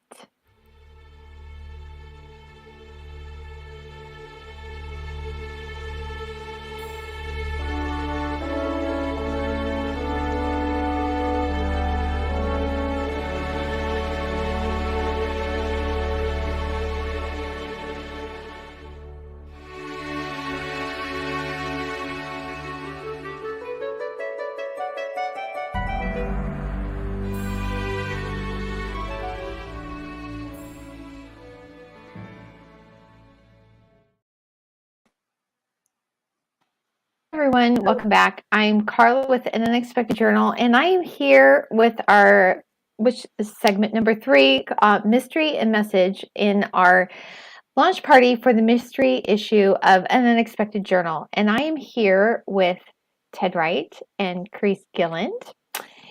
And they have a couple of wonderful contributions, and they're going to share them with us. But first, I'm going to let them introduce themselves and tell a little bit about what they wrote. Who are we starting with? Oh, I'm sorry. Let's start with Chris. Okay, thanks. Ladies first. Oh, thank you. Thanks. I'm Carice Gilliland, and currently I teach the most amazing third graders at a classical Christian school in Fort Worth, Texas. I was one of the founding members of An Unexpected Journal, so I love this publication. I'm so excited about it. The poem that I wrote is a poem about the mysterious literary and theological and cultural ideas surrounding Mount Ararat. And it's in an ancient form called the Mathnawi or Masnavi form that's really interesting. And I can't wait to talk about that more later. But I'm going to bounce it to Ted and let him introduce himself. Hi, everyone. Ted Wright. I'm the executive director for epicarchaeology.org, and I've taught apologetics and archaeology for about 13 or 14 years, undergrad and grad level, and I currently live in the Chicago area, and I have contributed to Unexpected Journal for about maybe 3 or 4 other issues. And my article is, I am a practicing archaeologist, and I have done field work in both Israel and as well as Turkey. And so my article is a little strange because it's really exploring the connections between archaeology and poetry and mystery.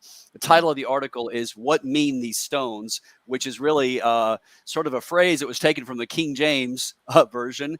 It's an episode that goes all the way back to when Joshua and the Israelites in the Old Testament were crossing over the River Jordan as they were leaving out of the wilderness. And God, he commanded the Israelites to erect standing stones on the opposite side of the Jordan, so that when the children down the generations, in the past, they look at these mysterious stones and they're like, "Mom, Dad, what do these stones mean? What mean these stones?"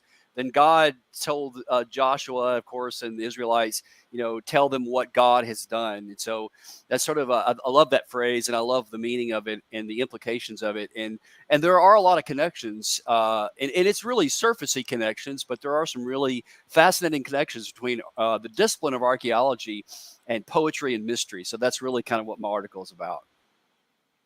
Awesome. Okay, so we're going to have Chris read this in a little bit, but there's a little bit more that they did not tell you. So, Carla, what? Yes. Oh my gosh. So, Chris and Ted are engaged. They're engaged. I can't operate a computer.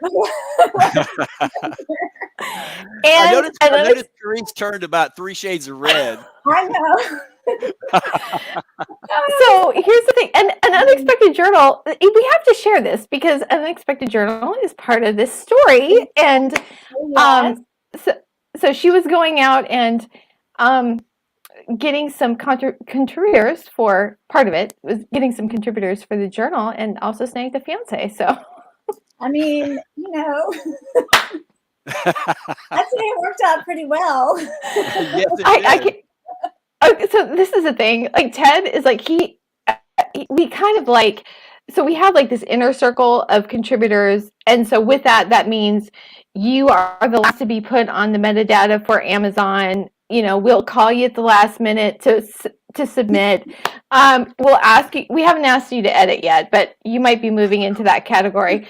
But we've Ted's been in this weird. So there's the inner group and the outer group, and Ted's been in this weird space. It's like, oh, we've literally had conversations about this. What do we do with Ted? What do we do with Ted? And then, so you are officially in her circle. You're You're officially in Glad our to be circle. here. I know I'm kind of a square peg in a round hole. I realize that.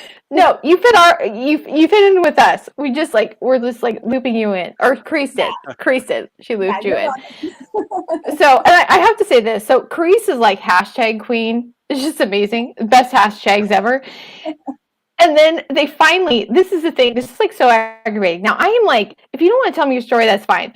But when you're like gushing all over Facebook, I think we need to hear the story. And they like totally gush all the time for like a year and a half. And they won't tell the story. So finally, this is in January, they get engaged, finally a formal announcement. And they tell this. And they're commenting, like being all gushy, like in the comments.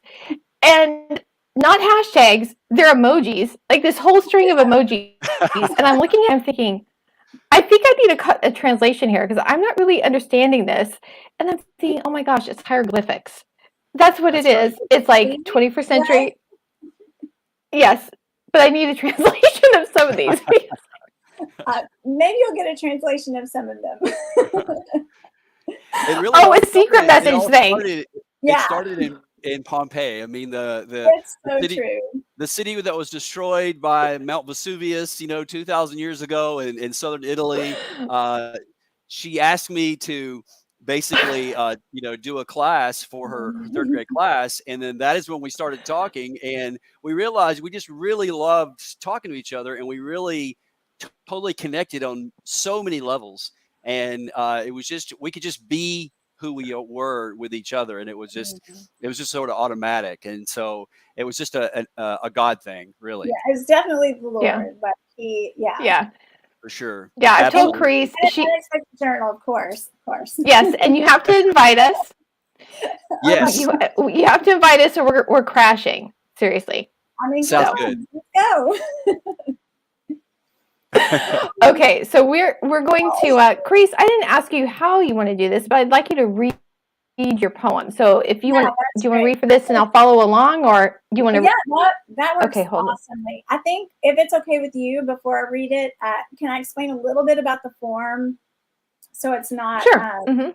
like weird if you're listening to it. So in a lot of poetry that we're used to, you have rhymes at the end of a line.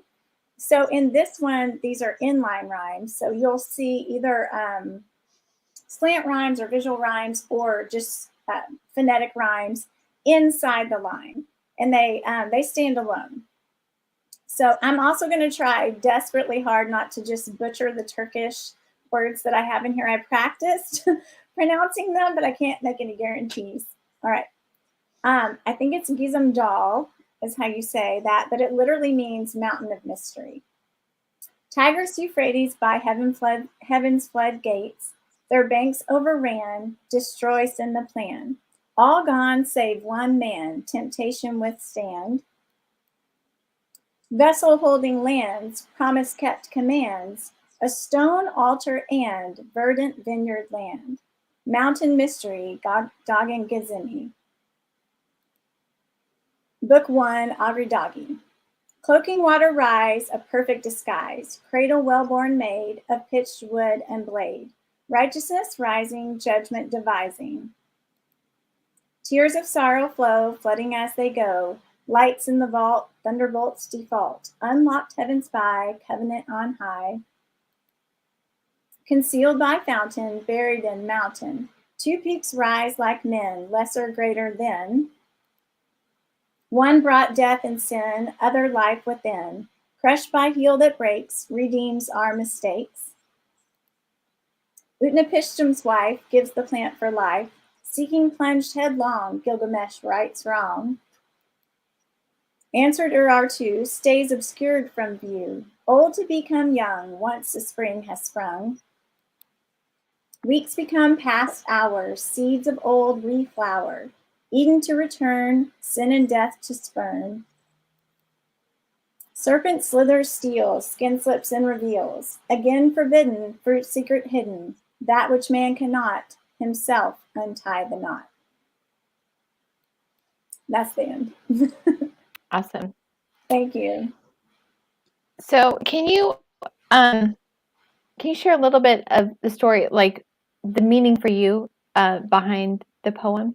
Sure, yeah. So it's Mount Ararat first. So when you think about Mhm. Mount Ararat, it is touched by intersections of culture and geography and language, and also literary tradition. So Utnapishtim and Gilgamesh are references from the Epic of Gilgamesh, which is a flood narrative. And so in parts of it, so he has to go. He wants to figure out how to get eternal life. So he needs to figure that out. He gets this plant. The plant gets taken by a snake. Like it's got a lot of imagery in it that we also see in the Bible. So that made an interesting connection poetically, because I was able to pull those from the Epic of Gilgamesh and remind us of those ideas from the Bible. When you think about Noah's, we have not found Noah's Ark yet, but Mount Ararat is where we think that it possibly could have landed.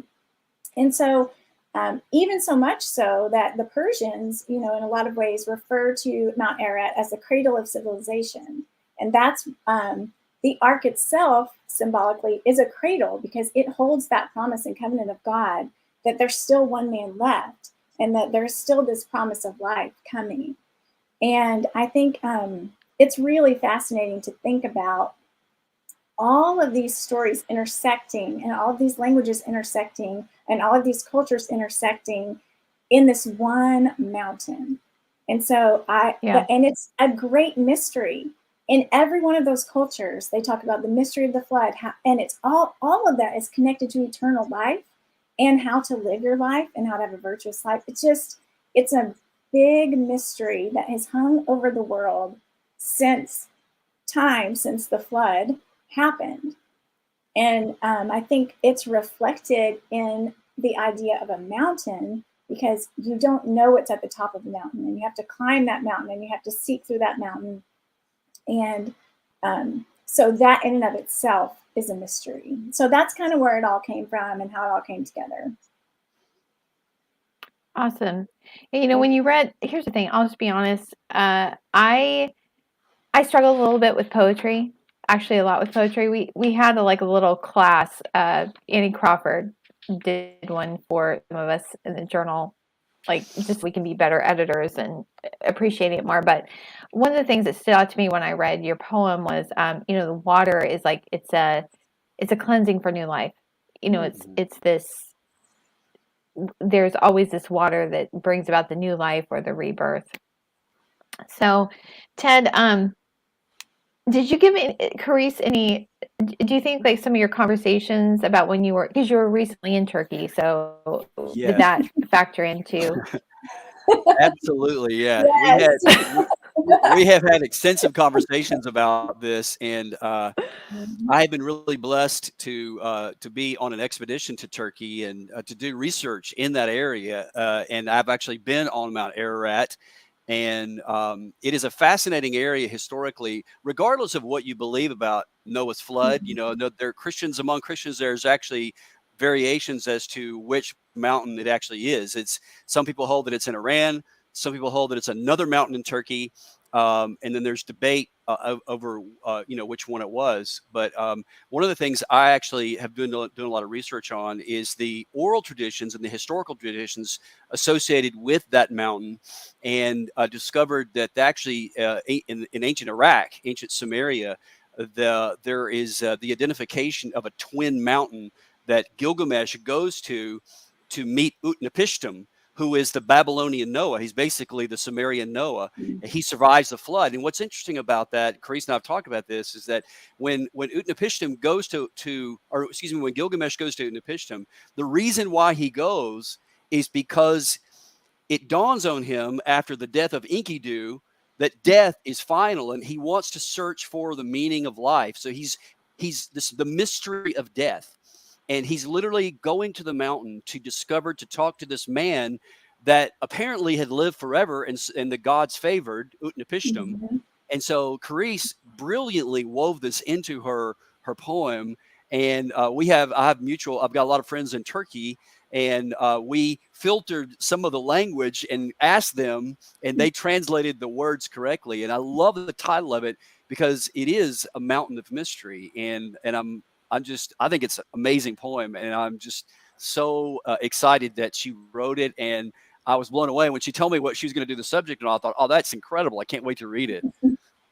So Awesome. yeah, to answer your question, yes. Yes, and we need to Okay. give you credit because the photo on the website is actually Ted's photo of Mount Ararat. So Oh, okay, Yeah. awesome. If I had known that, I would have put it on. I didn't know that. I would have had to put it on screen. But so this is the thing. That's why I had this whole like connection. You don't really get the depth of the connection if you guys don't know. If people read it and don't know, yeah, Ted and Chris were engaged, and this is like where these conversations. These two pieces are actually connected. oh yeah, So yes, Ted. connected. And so in Ted's doesn't make sense without it. In Ted's essay, and they don't even mention it. So in Ted's essay, this is a quote from it. He talks about how the poet and the archaeologist do similar things. And he writes, the poet and the archaeologist ultimately have the same goal: to bring to light what lies beneath the surface, to explain and expand on what is mysterious and elusive, and to excavate humanity. So can you each share your thoughts about how the poet and the archaeologist help reveal those mysteries through their message? Ted, do you want to start? Yes. Well, the thing is, I've taught archaeology and I've been involved in archaeology. So let me just say at the outset that for any archaeologist listening out there who has been on an excavation, I fully understand what archaeology is all about. Really, archaeology is an investigation of humanity by their artifacts, by what humans leave behind. And there's all kinds of artifacts that you could look at. In fact, I have right over here on my shelf, I actually have an Egyptian scarab that dates to the Hasmonean period. But ultimately, at the end result of all archaeology is publication. If you're an academic archaeologist, if you're working in Jordan or the Middle East or Turkey or Egypt or wherever you're working, your ultimate goal as an archaeologist is to publish your findings. And what archaeology tends to be today is a lot of data, a lot of just information. But the ultimate overarching questions are what is the meaning of the pyramids? Why did the Egyptians build the pyramids? We can talk about the functionality of the pyramids and all that, but ultimately, I think their goal is one and the same, and that is to try to understand humanity and to try to understand, what makes us, humans, and why we are the way we are. These are the overarching questions. Now, some archaeologists may object to that, but of course, the poet does the same thing, except instead of using a trowel, and a shovel, a poet will use words, and they're drawing on human experience. So one is drawing on human experience, either lived experience or, commenting on a historical event or whatever the case may be. And they're using their words to bring to light these mysteries. And one of my favorite books, and I think I quoted it in the article, is by Walker Percy, called Lost in the Cosmos. It's an excellent book. And Percy, what he says in the book is, one of the best quotes in the book is that we understand the Crab Nebula, and it's like, 1,000 light years away. We understand more about the Crab Nebula than we do about ourselves. We are the mystery. We are the mystery. And I think it was said on one of the previous sessions with one of the other writers about how really we don't really know who we are, and that was one of the maxims of ancient Greece is know thyself, And so really, I think archaeology is, broadly speaking, trying to excavate who we are. Chris may have something to add. I mean, that's brilliant. I think your article is fantastic. I love those two things being connected. I don't know. There's not very much like that out in the world, those two ideas brought together. I'm not sure if I could add anything to that. I think that pretty much sums it up. Well, I'll add one more thing, just to sort of, for people who are sort of curious about what this article is about. It's really the connection between archaeology and poetry and mystery. And I'll just throw a couple of things out there. Some people may remember the Romantic poet Lord Byron, and this was very true in the 18th century in Europe, especially in England and France. You had these young men who would go on the grand tour, and they would go travel throughout Italy. And on one of his travels throughout Italy, Lord Byron, of course, went to Rome, and he sat on some of the ruins of ancient Rome and pondered about the meaning of the fall of Rome. And this is something that humans have been doing for millennia. And it's not just in the time of Byron, the Romantic poets, but it goes all the way back even to the ancient Sumerians. They wondered about their ancestors, and they wondered about the meaning of the artifacts that were left behind by their ancestors. And also in the article, this idea of the mystery of the past. One of the things that's mysterious that archaeologists are not exactly clear on, and this people may not be aware of this, is that in one of the oldest sites in the world is actually in Israel. It's a site of Jericho. It's the lowest layers of Jericho. When the archaeologists excavated down, it goes to something called I think it's the pre-pottery Neolithic. So we're talking about before human writing was invented. And what they discovered in the floors of these homes, in these Neolithic homes, these people who lived in these homes buried their ancestors' skulls under the floor of their house where they lived. And no one really knows why. They can conjecture why, but it seems to be that they revered, or maybe they wanted to have their ancestors close to them, but it's a mystery. I mean, that is an absolute mystery. And the only thing we have is the archaeology. You don't really have writing, because writing's not invented until the 4th millennium BC in ancient Sumer. So the only thing we have to untangle these mysteries is archaeology. And there are many archaeological mysteries, complete with, the alien stuff. I know people are laughing about that today. But in any case, there are legitimate archaeological mysteries that genuine scholars are trying to discover. And I'll share this last story since we're on the subject. Is about 3 years ago, I was in Turkey, and I got the honor to meet one of the top archaeologists at Istanbul University, a gentleman and a scholar, Dr. Oktay Belli. And we were actually having lunch on the Galata Bridge in Istanbul. And he and his wife and some of my other colleagues. And so I said, I've had to ask him this question. Dr. Belli has been doing archaeology in Turkey, which is an amazing country archaeologically. And I asked him, I was like, Dr. Belli, what is the most interesting and mysterious site in Turkey, in your opinion? And without hesitation, he said, Göbekli Tepe. And people may not have heard of that, but it actually predates Stonehenge by thousands of years. Stonehenge, of course, is people know about what that is. It's in England. It's sort of like a celestial, massive stone, observatory. But this thing predates Stonehenge by thousands of years, and no one really knows exactly what it was used for. But so there is an interesting connection. We're excavating humanity with archaeology, whereas poets excavate humanity with their words. And then, and of course, in the article also I mentioned Herman Melville, who visited the ancient Civil War battle site of Shiloh and wrote a poem about it, and did an amazing job of bringing out what happened at Shiloh. So archaeologists can go there, but poets can go there as well. Yeah, and I think both come to the expression of what's found in those things. So if we're thinking about people reflecting about ruins or digging up ruins, and then they look at what's been found, right? And that's what a poet does too. They look at what's been found or what they have observed, what they see, and then they put that meaning into the world. Absolutely. And also somebody mentioned, I think one of the other writers wrote an article on Agatha Christie. And so in the article, it's no accident that Agatha Christie was married to an archaeologist, Max Mallowan, who was a colleague of Leonard Woolley also, in the Middle East. So she used archaeology to write about these mysteries. And so it's a nice dovetail. So I was a couple things as you were talking. Lanier Theological Library. I can't remember the guy. What's his name? I'm sorry, say again.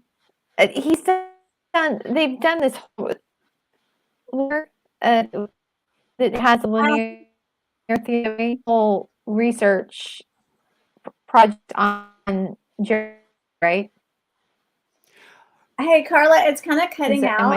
I frozen? Yeah, just a little bit. Yeah, I think you're asking something about Lanier that's presented at Lanier Library, Okay. but I can't quite hear what.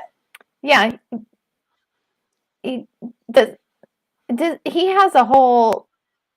Didn't he have a whole presentation on an Are you talking archaeological about dig maybe Dr. on Scott Stripling? Jericho? Dr. Scott Stripling did a presentation at Lanier on an artifact that they discovered in Israel that could be the earliest Hebrew writing ever discovered, found on Mount Ebal in near Shechem, near the ancient site of Shechem, and it's awaiting peer review. I think it's under peer review right now, and it is an incredible discovery that's going to have huge implications for the archaeology of ancient Israel. And yeah, that's just just about every day, every season, new things are discovered. I think that's who you're talking about. Maybe you're not. Actually, no. This was a few years ago, more than a few years ago. There was some presentation. They did research on the layers of Jericho, so it was like it had to do with the dating, but yeah, it could have been Dr. Bryant Wood. Yeah. Was it Bryant Wood? Yeah, because there's a lot of debate about Jericho, remember. and I'm not sure which I don't scholar. remember. Yeah, Jericho is the question Well, about they Jericho. have a lot of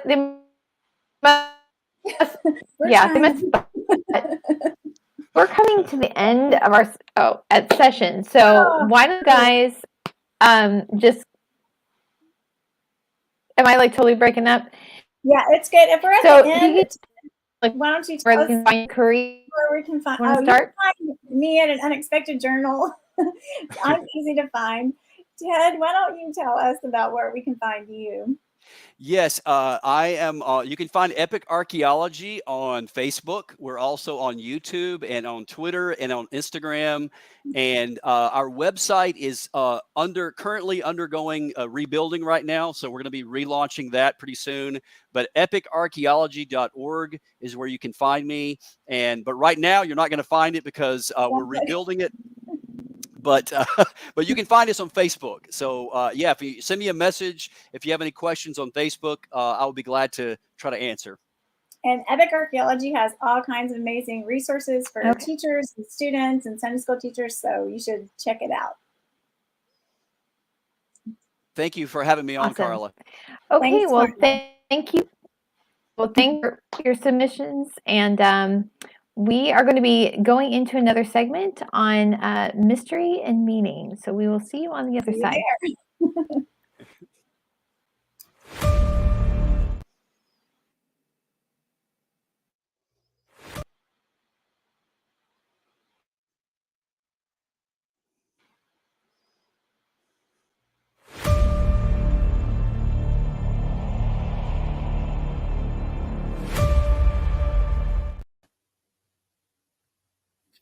Hello and welcome back to the Unexpected Journal's launch party for the mystery issue. Hello, how's it going, Grace? Jasmine, hello, hi. And we're also hopefully going to have, I think, Erica on, hopefully here in a little bit. But for sure, we'll enjoy the two of us having a great conversation. So no worries. Why don't you introduce yourself for anybody who might be listening? Sure. I'm Jasmine Biggs. I recently graduated from Houston Baptist University, which is now Houston Christian University, with my Master's of Arts in Cultural Apologetics. And so I graduated in December, and since then I've been embracing some new opportunities. I've been writing for the Journal, and I was also elected editor-in-chief. Yes, I love it. A lot of stuff going on over here. But I had a lot of fun going back to Sherlock, which is the BBC show with Benedict Cumberbatch. Nice. Excuse me. I watched it, quite a while back, and so I was like, I got to go purchase season 3 Oh yeah, so I can rewatch it so I can write an essay on it. for sure. Yeah. Why don't you tell us a little bit about the essay? Like, just kind of unpack it some for us, because I was really fascinated by it. When I first said Sherlock, I was like, which Sherlock, right? Like, Right. which one do you mean? So tell us about it. Tell us kind of about your premise and where you were going with it. Mm-hmm. Yeah. Yeah. So I really enjoyed writing it, of course, and I'm writing on the Benedict Cumberbatch version of the show, right? So with BBC, it's set in like modern London with modern technology. So instead of like the old-fashioned magnifying glass, you actually have, you know, state-of-the-art technology that they're using to solve crime. So it's just like a fun slant on the show. And so, of course, you have Martin Freeman and Benedict Cumberbatch, you know. Hard to beat that. Vibing, you know, like they're so much fun. Yeah. But I just remember it was probably, I don't know, even like 6, 7, 8 years ago that I first watched the show. And I was just really struck by kind of the character development in season 3 and sort of the almost cognitive dissonance, you could say, between Sherlock's proclaimed creed and what they're portraying him, how they're portraying him. Yes. So it was very interesting to me. And it looks like Erica won't be able to make it. Oh, that's all right. Okay, well, sorry, Erica, we miss you if you're watching, but we're just going to keep this party going. Okay. I think that one of the interesting things, I kind of unpack it a little bit for people, just in case they don't really watch the show. Otherwise, they're not really going to understand when you start talking about how it doesn't line up with who he is. Right. Describe his character. Like, give us a good description of this particular Sherlock Holmes. Okay. So this particular Sherlock Holmes very much considers himself a rationalist, just kind of a secular atheist, you know, very secular, very, you know, there's comments made throughout the show that's kind of denigrating faith sometimes, you know, even in that season, they talk about Christian spam, you know, like, so he very much portrays himself as this sort of enlightenment man who's rationality, empiricism, you know, which is like evidence. I'm going to only believe what the evidence shows me. I'm only going to believe what my 5 senses show me. I'm only going to believe what logic has to say. And I actually pulled a quote from my essay, actually, that would kind of encapsulate his philosophy really well. He said he's being John Watson, his partner in crime, or partnering solving crimes, excuse me, is getting married, and he is Watson's best man, and he's kind of trolling, and he has a reason why he's doing it. But in his best man speech at Watson's wedding, he proclaims, "I'm afraid, John, that I cannot congratulate you. All emotions, and in particular love, stand opposed to the pure, cold reason I hold above all things.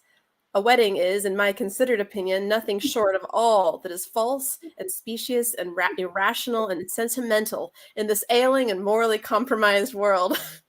Today we honor the death watch beetle that is the doom of our society, and in time, one feels certain, our entire species."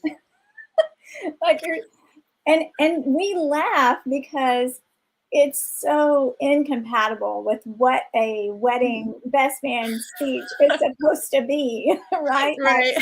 And knowing him as a character makes that funny. If someone actually did that at your rehearsal dinner, you would not be real thrilled with them. But it's so funny on this show, because if he got up and said, "Oh, I remember when you met," it would be so incongruous with his character. Right. That he just, wouldn't be able to, you would be totally taken out of the story, because you'd be sitting there thinking, what is even happening? You'd be appalled. But yeah. He is, like, throughout the series and throughout, all the seasons, not just this season, he is very kind of socially inept. Yes. Kind of your Mr. Bingley level, or I'm sorry, Mr. Darcy level. Yeah. Yeah, very, very socially awkward, very always says the wrong thing. And sometimes you're wondering if he's doing it on purpose because he just doesn't like people. And right. So like, how much of this is motivated by fact, and how much of this is motivated by you knowing it's going to bother someone if you say this out loud? Yeah. I was really struck by that quote because it really encapsulates his worldview in the most succinct form I think in the whole show, where he says all emotions, in particular love, stand opposed to the pure cold reason I hold above all things. So he's saying, his idol, his fortress, what he lives for is reason. And he believes that love is opposed to reason and meaning is opposed to reason. And all of the sentimentality is just the root of a lot of evil. Yeah. And he equates love with sentimentality. Like he almost doesn't think I don't think would think of it as a legitimate force, in the way that he thinks of reason. Right, exactly. Yeah, reason is real. Love is just your personal feelings.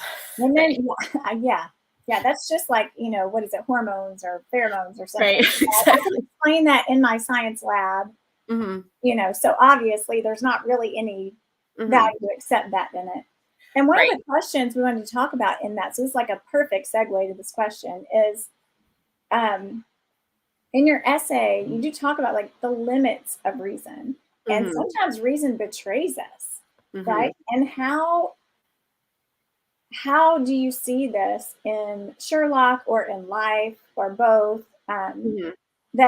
Where is that limit of reason? That's a good question. Yeah, I think that reason is definitely limited in what it can do. It's one of those things where a hammer is very useful, but it's not good at being a screwdriver, right? Yeah. Right. Like, I'm not denigrating reason. I'm just saying there's a time and a place and a function for reason. And I believe, and I kind of explain this in my essay, is that it works in tandem with love.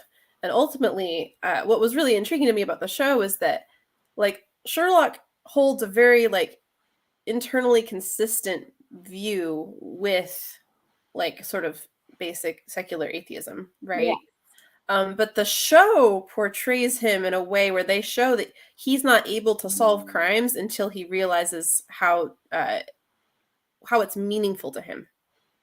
Or so that was one, like, part of the essay is talking about, like, in that particular episode, he couldn't solve the crime until he realized that fundamentally he's a drama queen and he lives for the drama.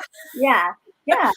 And suddenly he's not just this sort of computer crunching logical puzzles. He needs sort of this motivation in order for his brain to click into gear. So in that sense, reason is sort of downstream from meaning. And likewise, reason is also downstream from love. Do you mind if I plug my computer in really quick? Oh, no, plug it in. Yeah, that's when you're just like vanishing. Yeah, I don't want to vanish. Okay. Yeah, don't vanish. Okay. That would be a bad mystery for us. Sorry. Not like that mystery. Yeah, totally fine. Plug it in. I'm pretty sure you can still hear me while I'm saying all this, but I thought that was interesting. The point you're making, I thought that it's almost like the writers were making that point with the whole wedding scene, because it is so silly that he believes that. Like you can see like the silliness of that, and he's so serious about it, right? Right. And you would presume that these Hollywood execs or whoever, BBC execs, who are creating the show are not faith friendly. But what I just find so compelling is when I watch a secular show with a sort of a secular worldview behind it and all this, and just see so many arrows and markers to Christ. Yeah, and the drive, I mean, even in an attempt, I think that happens more often than we think about. Even in an attempt to prove the higher validity of that philosophy, it's only illustrated that it's not the highest. And again, it's not bad, it's great. I love reason and logic, but it can't make every decision for you, right? Like that's one of the limits of reason. Another thing that we're sort of like thinking about is mystery. That's is generally something that you're not going to naturally know. I mean, the point of a mystery is that you don't know the answer, right? If you knew the answer, it would not be a mystery. Each of your, both essays talked about what's beyond reason, and you were talking about love is beyond reason. And about how we have to look for something beyond when we seem to come to an end in our own circumstances. So I guess what I'm thinking about is when you were writing that, were you thinking of any of your own circumstances, or were you just thinking fictitiously about this particular Sherlock? Yeah, I think there's something that I've learned is that as you grow, I think in like spiritual maturity and just life experience, you learn that paradox is part of your faith journey and mystery is part of the faith journey. And, you know, I've been a passionate Calvinist and I've been a passionate Arminian. Yeah. And I still don't know. It's been 10, 12 years since I've been, you know, trying to figure that one out, you know. Now you are passionately mysterious. Right. And I actually hashed this out with a friend in my like one of my final classes for the degree, but I just felt very, very insecure in like, if I get my theology wrong, then God's not going to love me, or my salvation might even be on the line. You know, if you're supposed to be complementarian and you become egalitarian, or if you're supposed to be young earth and you decide to be old earth, oh my gosh, like, is your faith, you know, is God's love for you like on the line of whether I get every little thing right or not, you know? Interesting. Yeah, and every measurable thing right. Right. Like I can't actually measure how much I love my children. God says you're supposed to love everyone, and that's actually pretty easy. I don't feel like I have to do that, but I can't empirically measure. I can't say, oh, I'd like to submit the fact that I, you know, loved well for 45 minutes yesterday. Like that's not, you would just think that's so bizarre. Right. Like it's not love when you're doing that to it. Right. Yeah, exactly. And I think that where, at least my experience in sort of the American church, where the church goes astray is when we start putting theology over love. Because, you know, you end up in a church where if you're not a Calvinist, you aren't welcome. They don't say it in so many words, but it's like, well, but it's not only the gospel, it's the gospel and Calvinism, or it's the gospel and this or that or the other or whatever, what have you on either side of the aisle, right? You have sort of secondary issues, you know, that are elevated to primary issues.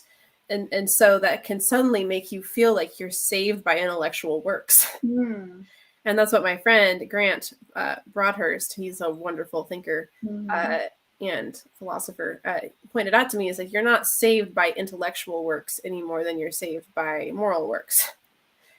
Right? Like, the thief on the cross, I'm sure, had plenty of confused ideas about who God is and his theology. And little children have plenty of confused ideas. If you grilled a little child on the nature of the Trinity, they'd probably end up being a heretic, right? Yeah, well, and you know, it's interesting too to think about. Yeah, I mean, I think that's true. There are points where we can't know. You're going to do the best you can where you are and be sincerely trying to follow the Lord. Like that's right. That's, I mean, definitely the heart of the matter. And I think the thing that's interesting about mystery is that you have to have both reason and imagination to solve a mystery. Right. And I think that's the thing that's so interesting about Sherlock is you're talking about, you know, he wants to just function in this one area, but he has to get into imagination to put pieces together. Right. And the reverse is true too. Like, you can't just be like, oh, but I love everybody, you know, or I'm going to just imagine, you know, that's speculation without grounds, right? But a detective takes those reasonable pieces and combines it with the imagination to the most probable thing. Right. And that's how they solve the mystery. And that was one thing I was thinking about reading your essay, was just that idea of those combination of things. If you take out either one of them, you can't get to the solution. Right. Yes. And I just thought that was really a beautiful, like, just a really beautiful conclusion, especially for us at Unexpected Journal, because Yeah. That's what we're doing. Absolutely. Combining all those things. Yeah. Well, and I think what was really compelling too, I don't want to give away too many spoilers for those who haven't seen the show, but Sherlock ends up being a bit of a Christ figure in the season, in season 3, laying down his life for his friends. And it was a very irrational thing to do, ultimately. Like, why would you choose to suffer for your friends? Right, because the most rational thing is self-preservation. Right. That's the most rational thing is like, and that's a crucial point is like what is rational is defined by what you love. So if what you love is your own comfort and your own self-preservation and your own, what have you, your rationality, what makes sense, is going to be guided by what, that desire for self-preservation. Whereas if your greatest love and what you're motivated by is love for your friends and like preserving them from the villain, right? You are going to lay down your life and do what otherwise would seem very irrational, right? Because it's rational according to what you love. So ultimately, love and rationality, that faith reason, or the faith reason divide that's supposedly a war. That's not how it is at all. Love is the foundation, and rationality is the house you build on it. Right? If I love my own, if I love money more than anything else, everything that makes sense to me will be guided by that love. Yes, absolutely. And that gets you back to disordered love. And to reason disordered love, you have to use reason. Right. To understand what love is, you have to use imagination. And there's just no way around that. Yeah, it's so interesting to watch. I haven't seen all of that show. So I don't want to say I've seen all of that show, but I know I've seen a lot of it because during COVID, we watched some. And it is interesting to watch the arc of his moral development. Yeah, absolutely. As he goes through the show and him trying to reconcile relationship, which I think is fascinating when we think about, our relationships with other people and like love and reason and how those intersect each other, because you need them both. Right. It's nonsensical to love someone. Right. Absolutely. Who is, not that you wouldn't agape them, but you wouldn't be like smitten, friendly, phileo, eros, in love with someone who's like whacking you over the head with a baseball bat. Like, if that were the case, we'd be worried about you because that's so unreasonable. Right? Well, I think one of my favorite verses actually is in John 1. I can't reference the verse number specifically, to my shame. John 1:17, 1:18, something like that, where it says that the word, which is Christ, came in the fullness of grace and truth. Beautiful. Like, and it's not 50, like 50% 50% truth. Jesus is 100% grace and 100% truth. And so our journey of sanctification is learning to be 100% truthful while being 100% loving, right? It's not supposed to be, well, today I'm going to be truthful, tomorrow I'll be loving. Yeah. Right. So that's also another false dichotomy, right? It's not like we used to call that like drive-through Jesus. You can just like pick what you want. Like, I'm going to order this today and I'm going to order that today. Like, it's not how that works. Right. Sadly for us and our convenience, but yeah. And all of us are naturally better at one or the other. Yes. The peacemakers among us just want to love everybody. And the warriors among us just want to like stand for truth and like batter people down, Yes. Yeah. Need to be corrected by the gospel, because in Christ all things hold together. All of those, rationality and mercy and love and imagination and reason and rationality, all it's an integrative vision instead of this sort of fragmented, you can pick one or two. Yeah, you can't really flourish as a human being or grow into your whole self without both of those things. Right, absolutely. Right. In fact, people, what you were saying, like he doesn't have good social skills, you're going to be stunted in some way. Like a person who loves without reason doesn't have good boundaries. Right. People actually annoy people like a lot. And then people on the other end of things, same. Like if they're only going to function in this whole like reasonable setup, then you You make an idol out of your theology. and you isolate yourself because Right. you're not in the human experience, and you actually, it's pretty prideful Mhm. because you cut yourself off from other people. Absolutely. And we've all done it before. We all are guilty of some faction of that. Like, I've been that person, you But know. everybody has it. Unless you aren't here, you have experienced that. Right. Yeah.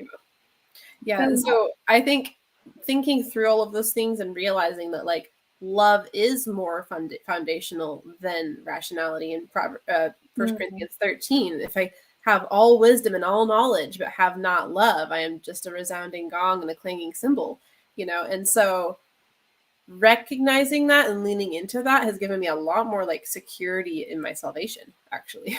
And isn't that really like that? You were saying that verse, and in my head, I was picturing that wedding scene because he's just saying words that don't apply to the situation, that are just this like, they're totally for himself. Mm-hmm. A resounding gong, a clanging cymbal.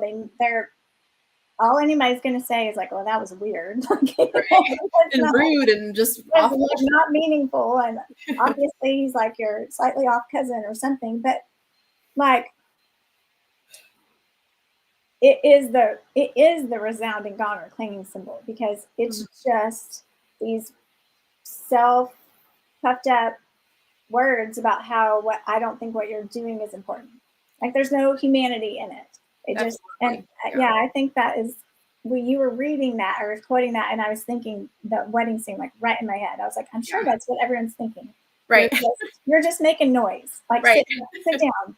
Like, well, and one last point that I think is super important, and it was just like sort of this revelation for me as I was writing. You know, writing is thinking, and so it's like helpful for my own development. But it was just this realization of like, why does God allow Scripture to be mysterious sometimes? Why wasn't He more clear on this point or that point? And because if it seems like if God's primary purpose for us was to have like perfect knowledge on every little question, then then He would have made things really clear. He would have made a bulleted list to believe this, and this, and not that, and that. But I think He wants His bigger priority for us is for us to learn to love each other. And so I wonder if He leaves certain things mysterious and controversial in Scripture and allows it to be difficult. You know, the Calvinism versus not, for instance. He allows it to be difficult to test whether we're going to idolize knowledge or if we're going to choose to love one another in spite of our differences. Oh, that's interesting. I think too, like one of the things is that, one of the things I think is inherently we love a mystery. And constantly in the Scriptures is the Lord calling us to seek Him. And if we already knew it all, you wouldn't go looking for anything. Exactly. But He knows. He's like, I know you love this, so I'm gonna make it like a game for you. Right? Yeah, and that's the thing. Not like a cruel way. Like that's an odd. People are. I'm gonna get an email about that. I'm not saying that the Lord is messing with you. I'm saying God knows that you love a mystery, and it's a way of drawing. Just like God knows you love beauty and truth and faith. Right. And it's a way of Him drawing us to Himself. I think also because He's way too big for us. You know, at the end, like if our finite minds could grasp the infinite we can't God, handle the truth. like well, like honestly, if we could fully grasp every mystery about God, like He would be like a solved math problem. Okay, I learned my calculus. I don't need to learn it anymore because I learned it, and now I can keep living like reliant on myself. And God loves us so much; He designed us for Himself. And if we stop seeking Him because we think we figured them all out, and we can put Him aside now, then we will lose out on the one thing that we're designed the most for. And so I think He leaves mystery to help us keep pursuing what is ultimately going to bring us the most joy and happiness. Because a relationship with God is that He fulfills, you know, our hearts are restless until they rest in Him. But that means we have to keep pursuing Him and not just set Him aside like He's a solved math problem, right? Yeah, it makes me think of it in the Hobbit. You know, he's like, I'm just a little hobbit in the wide world after all. You know, like I think that's part of it. I think that's part of like, you know, humility. Yeah, some humility. Like God actually is bigger than we are. He might actually have a better plan. He might actually know what's going on. Maybe. And now I'm being facetious, so don't email me on that one either. I mean, He really does. He is bigger than we are. Right. And He is that great mystery. And we get to spend all of eternity Right. in that. I mean, I And just not only that, blows not my only that, mind. Like, not only is he the great mystery, but he is also, like, if we're saying that love undergirds rationality, love is the fabric of everything. Ultimately, God is love. yeah, I mean, that's interesting to think about in the context Like, of what we're talking about, right? right. Like, God is the linchpin and the key and the fountainhead of our rationality. And if we love him, everything else falls into place and every mystery ends up being solved. And that's back to that disordered, Mm-hmm. you know, if you get the clues out of order, or you think this isn't very important when you're reading the book, and so you dismiss it, all your clues are out of order and you can't get to the mystery. And I Right, exactly. so much of it. Yeah. We're Like, down to like, yeah, oh, go ahead. Love is the linchpin. Yeah, I think that's a great,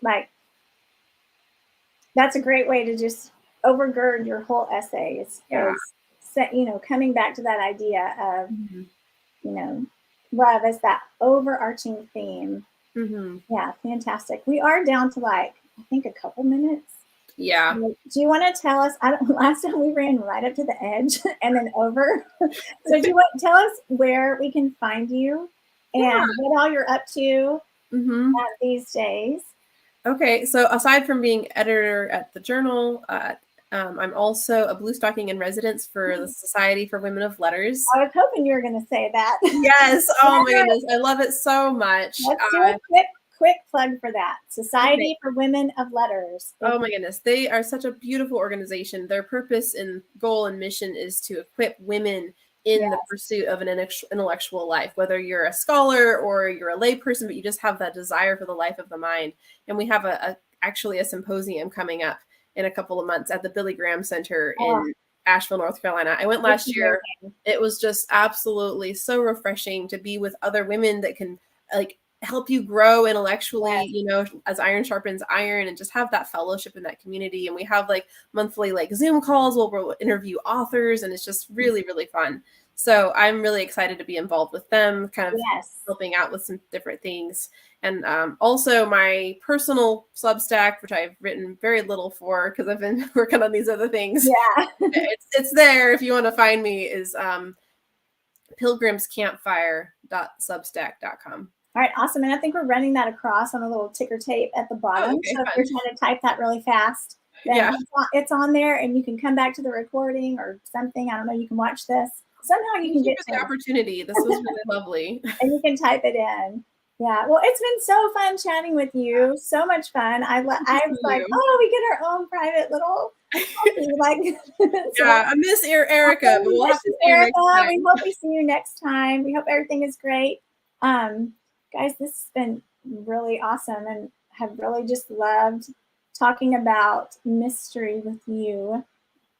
And I think our time is actually up. So I'm afraid they're going to zoom us off here in a second.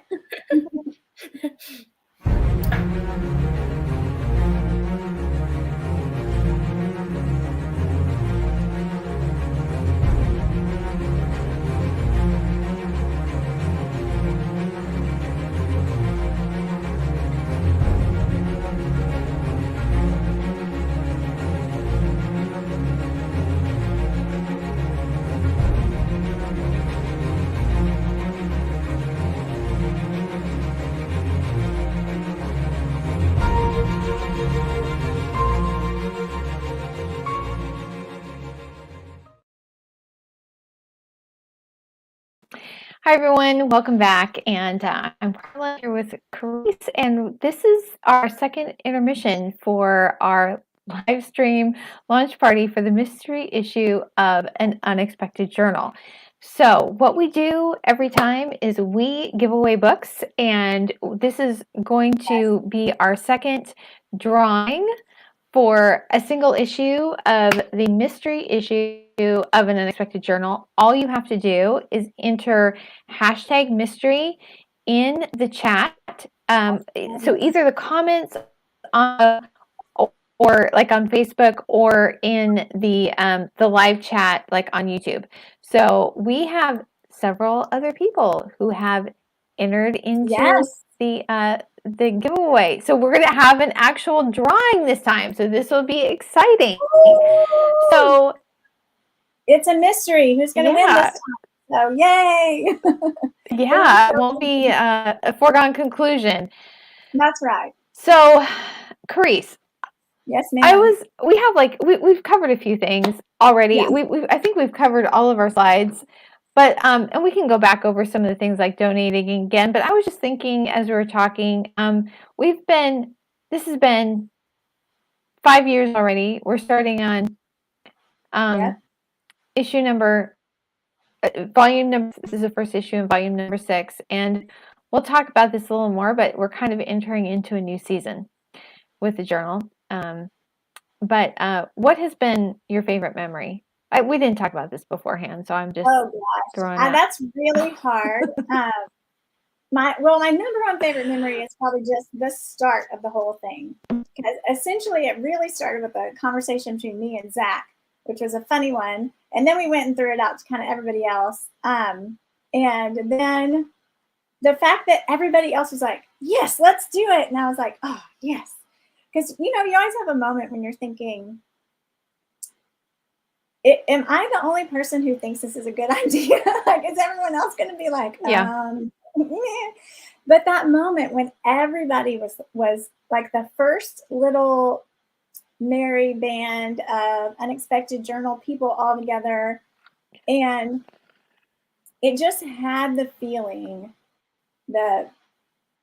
just that predilection of something great is coming. And I'm Yeah. so thankful to the Lord. Like, it's on my thankfulness list every day. And it's almost like watching a child grow. You've just watched it develop. We've all Yeah. learned different skills. So that's probably my very favorite memory, is just that very beginning. And it was it was so crazy. We did not know what we were doing. And I love the beginning of things. Yeah. Always. Yeah. So to me, This is the way it is. It's usually yeah. Yeah. This is the way it is all the time. So I will I compile it and put things out, and I will have computer problems all the time. And so I do these posts like, you guys, I need prayer for this, or we're fighting with Amazon content review, and like, I need prayer for this. I can't get this through. So but as you're talking, it really is about community, and the community started before even the idea for the journal came, and it started in the community that was formed in the apologetics program. And I really credit that to Holly Ordway, who was part of launching that program. We did an entire issue honoring her. What was it, a year ago? A year, I think that's right. And she just did. So there were people in the program, there were people on campus, but most people, I think it was the first fully online degree program that you could do at HBU. And she just did such an amazing job of creating this program. And you got the sense of community more, even though it was online, even though it wasn't in person. So it's hard to even explain. Yeah, and this is before it's just such a realize that this is pre-COVID. So this is before anybody's really used to going to school online. This is, I think I started in 2013. So I was like one of the very first people when there wasn't like, she said, you can take these classes, but we don't know if it'll turn into a whole thing. And I was like, this is going to be amazing. Like, there's no way. Like, I took the first class with her, and I remember thinking, Lord, I can already see your work. Like, I don't know what this is going to be. And look what like, this is the part that just blows my mind. Yeah. She's so wonderful at establishing community, at teaching people how to use their gifts, and then, empowering her students to feel this ownership that I think is imperative for students to go out into the world. So she's just fantastic, and she is a fabulous composition teacher. So if you ever wrote for Holly Ordway, when you got out of that class, your writing was much, much better by the time you were done. Yeah. She was so good. I thought I was a good writer before I took her class, and then I got into her class. I was like, Oh my goodness. And this is the thing, we would warn, because it started with this, and then we kind of had a student group, which Ryan, Seth, and I we're trying to figure out like what a particular professor was looking for, and Ryan started this Facebook group, and that's really where this whole discussion came. But Yeah. it was like we tell students that we're taking her, like, she's tough, but she's good.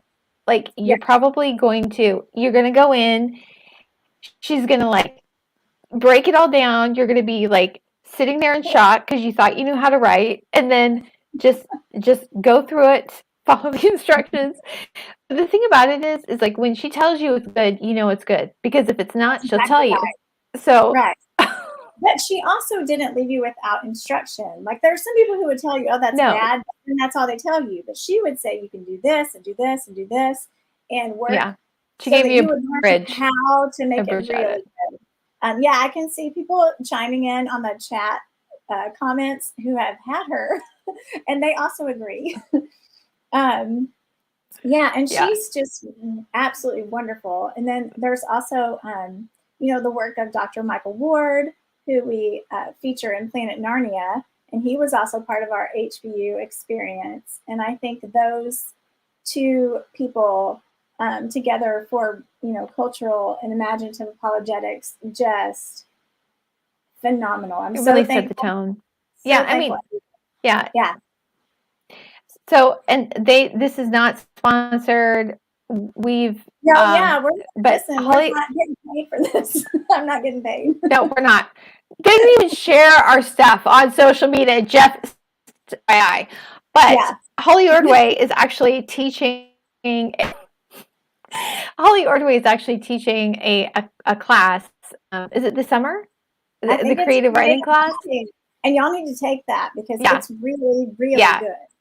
Yeah. Even if you you're will not, be even so if you're not in the program, if you just want to, it's like you want your whole writing to be changed. I mean, like, everybody, it's what's amazing to me is like everybody that takes her class ends up being such a versatile writer.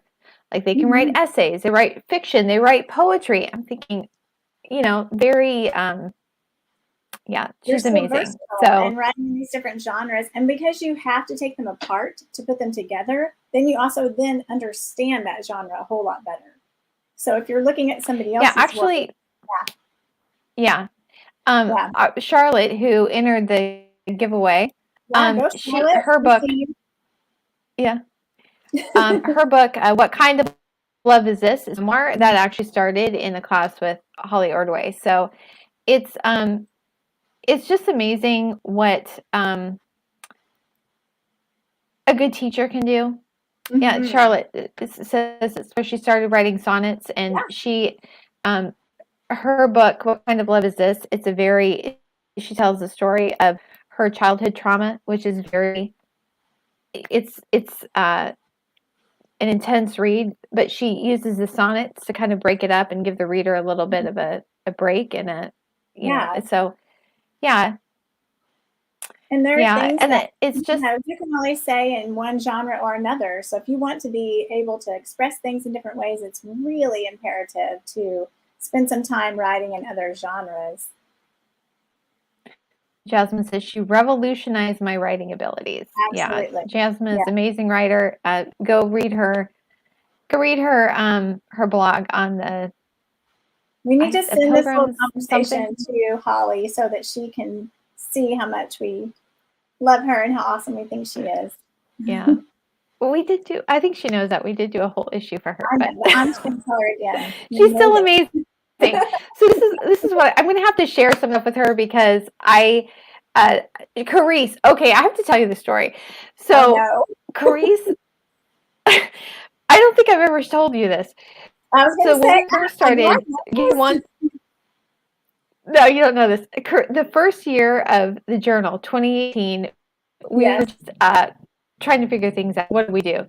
Second year, we started going out and promoting it a little bit more in 2019. And so we started doing conferences. And the first conference that we did that was not at HBU is it Weatherford? Is that where it was? It was a conference on philosophy and art. Yeah. So I was going to go and do a table up there. her. And like, I can go and be friendly when I have to, but I have to put effort into it. And Carice was going to come because she lives in Fort Worth. And I'm thinking, when she said she was going to be there, I'm thinking, oh, okay, good. I can just like let Carice do it, all the talking, like back and like watch. So I don't know if you remember this, but she gets there, she has laryngitis and she can't talk. And it was like God saying, nope, Yeah. you're not. No, yeah, I now remember that. Yes, that's hilarious. But it's like so when funny. you just think you're going to sit back and not do what you're supposed to do, let somebody else do it. Because that's It's like Moses, and the Lord's That like, happened. yeah, okay, no, just still going, still going. Yeah, that's funny. It's I fun. forgot about that. Yeah, but she at that conference, Holly Ordway was speaking there, and she was talking about she's now with, I always forget what her title is. She's with Word on Fire Institute now. Yeah, Word on I can't Fire. remember what her official title is, but yeah. But this is when she was still at HBU, and she said my program, and she said, I'm changing the world. I have leverage. And it's just when you see what all her students have done. I mean, there's so many people. I mean, Annie like mentioned all those books she's publishing, Donald Catchings. I mean, we have so many people that are publishing so many different places. Ministers and homeschooling and teachers and Yeah. And writers, and they just when you take the gift of that education back into whatever your little sphere is, it really does transform it. I mean, there's so much to. I think we're getting. Are we getting close to? Okay, yeah, we're supposed to draw. We're talking too much. Better draw now. Okay, yeah. so we're gonna add to the string. Sorry. Okay, and look, this is a new layout. Isn't this cool? I like it. I like it. So this is a new layout on StreamYard. So Zach, can you draw for us? We have entries. Let's see who wins. Winner. Here we go. Let's see who wins. We need like dramatic music. Woohoo! Let's see. Clint Stevens. Clint! Woohoo! Good job. Yay! Winner. Hey Clint, we need your. This is one of the guys that met in the Afghan adventures in Pakistan. He is like, he knows things. So I sent him a message to, hey, enter into our giveaway. So I think are we right at time? I think we are. Yep. One more minute, and I think it's like 4:44, 45. Yeah. So we're good. So we're going to be transitioning into our next segment on mystery and identity. But I just, I think that never underestimate what friends can do when they come together, because that's the story of the journal. So yeah. Anyway, so we are going to transition into our next segment. So see you on the other side.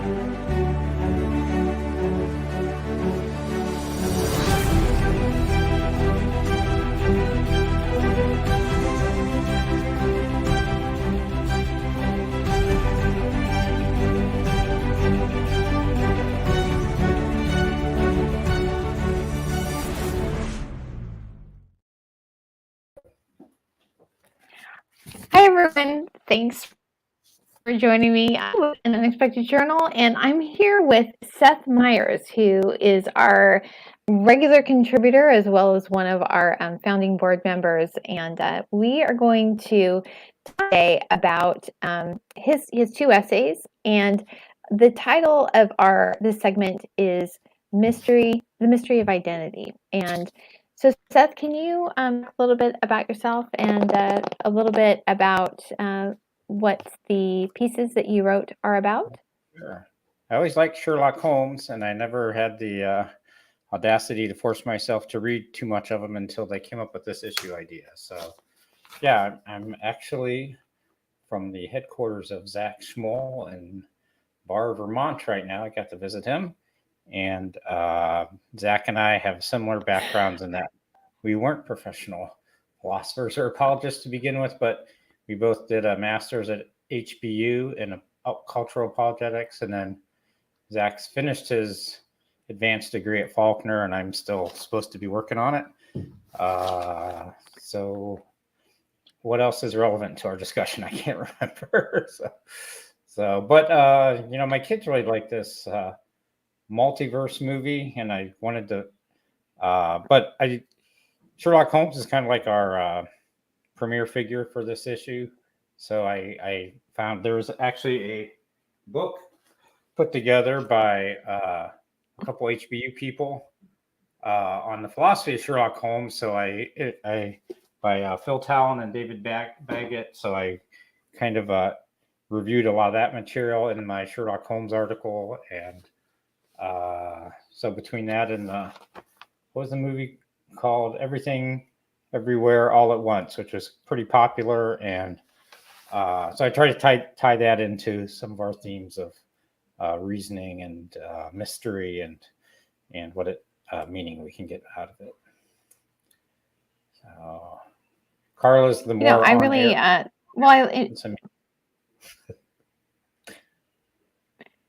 I really enjoyed. Well, I enjoyed both of them, but I really enjoyed. I'm sorry. You kind of cut a little bit out. Okay, so I'm going to read a quote from one of your essays. This is from An Elementary History of Deduction. Cathartic emotional release was one objective of such plays. It's talking about the mystery plays. Aristotle claims so that we may feel the tragedy of human fault and the horror of evil. A meaningful plot was another objective, but developments which occurred in consequence of one another, the effective tragedy, would further require an action that is serious. Murder easily qualifies. So these are quotes from an article from a talk that Dorothy Sayers gave in 1935 at Oxford on Aristotle and the detective mystery genre. She said, he would have loved all our detective mysteries. He didn't have that much to work with back then. Part of that kind of fits in with the overall theme of the Sherlock Holmes article, History of Detection, in that, as in the last session, they talked about, is Sherlock Holmes just this pure calculating machine, devoid of human emotion and, implications or characters like, Data from the Star Trek series, all you need is a machine, a computer can figure everything out, or is there something more? Is everything like rational deduction, or is there some other human capacity that senses a greater story that we rely on, and that Sherlock Holmes relied on? And so a lot of the essays from this book kind of pointed out different ways in which Sherlock was not just a calculating machine. And so that's sort of where they discussed the Dorothy Sayers article in there. And so that's kind of what the first quote about the cathartic release. And that was, I had heard on a radio one time, somebody talking about Dorothy Sayers and why detective mysteries so much. And the reason, and that gets at it, because she said, the detective novel, that's like it glorifies virtue and vilifies vice, as it should be. The criminal doesn't get away with it. He always meets with justice. And, that is one of the passionate angles of Sherlock Holmes, is he's got this passion for justice. It's not just, I just want to calculate all these facts, put them together and, come up with a solution. So it speaks to kind of like his human or his divine side, even. He's not just a machine. Yeah, that whole that is the whole point of mystery and thrillers, right? It's like that seeking for justice. And one of the things that it's been standing out to me recently in my devotions is like how many Hebrew words there or concepts that are it can mean it depends on where you fall on the righteousness of God, like how that truth is going to be expressed. So the word for mishpat in Hebrew, it can be translated as justice or judgment. And it depends on where you stand, right? on which side of God's righteousness you stand. And so what we may see as a judgment on us as a negative, for someone else that may be a justice, right? So it kind of makes us reflect. We always want justice for ourselves, but never the judgment. But if God's righteous, he has to make sure that, the rain falls on the just and then, he is who he is. And we have Right. to choose like how we are in relationship to him. Right. And even in so I brought props with me today. So I have my Sherlock Holmes chess set. Here's Awesome. the evil Dr. Moriarty. There's some Sherlock Holmes, but actually this is relevant. Actually So this is a whole plan and you didn't even say anything and you brought props. Chess pieces. This is the castle, the falls that they fell down, but the knight for the because I need help on these things to be interesting, right? So the knight for the Moriarty is the Hound of the Baskerville. But this relates to one of the articles on Sherlock Holmes and the supernatural, and one of the reviews in the Talon book.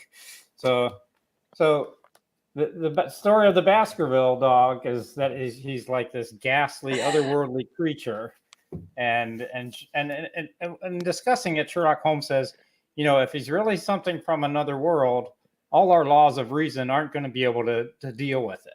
I can only deal with finite causes, and the author of the article, I can't remember the name, it's in my article, it said, if it really was, if they shot bullets through it and it went through his phantasmal gorical body and he was a true apparition, then Sherlock Holmes would have said, yeah, I can't solve this. I can be as smart as Data or whoever, and I can be able to solve it because my laws, I can deal with finite causes. I can't deal with the infinite. And so that's like as I begin that article, I kind of go through a little bit of the history of detection and some of the philosophical history. And one of the interesting points that from an article I reviewed from the Talon book was they're talking about how Auguste Comte, who was kind of like the father of modern rationality, is like applied to sociology. They just wanted to apply all these social law, come up with social laws to explain how everything worked. And he was like a close friend, disciple. I think he was an adopted son of the guy who came up with the idea of the avant-garde, where spiritual values are what will lead society out of like feudal medieval age. And so the guy who came up with that, Henry Saint-Simon, he kind of condemned Comte's all his total rationalistic attempts, because he said, there's something more to reality than just, come up with the social laws of production, and this is how society works, and this is why we believe what we believe, because we were raised in this environment and whatnot. So yeah, I mean, there's kind of like a philosophical depth to some of these discussions, to these issues that come out with Sherlock Holmes. So,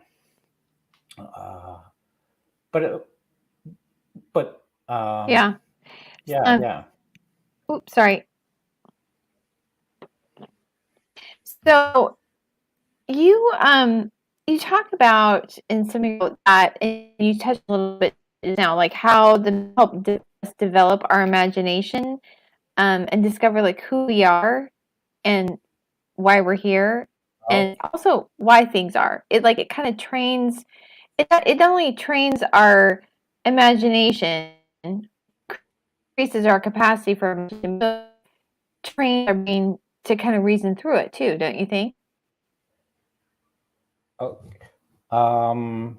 That are you saying like kind of like the deductive skills can carry over into the imagination realm a little bit? Is that what you're getting at? Yeah. Perhaps, I think. Yeah, I mean, I think so. Like I've read all of Sherlock Holmes. I know this because this and this and how he pieces it together. Some people don't think it's like great deduction, but it does look how you things like what is it that you use and what those things mean, I Right. think. So there's one quote from a Sherlock Holmes story. I forget which one it is, where he talks about deduction is actually necessary in religion, and he says, just from he said there's like two. It was kind of like a Dead Poet Society moment where engineering, medicine, these all help us sustain life, but that's not what life is about. And he said, there's a lot of useful activities to life, but he said, consider the flower that, produces this scent that you enjoy. It's not for any real utility. But he said, factor that into what you're reasoning. I mean, this is something put here on earth that, doesn't really ensure our survival at all, but it's more like what we live for.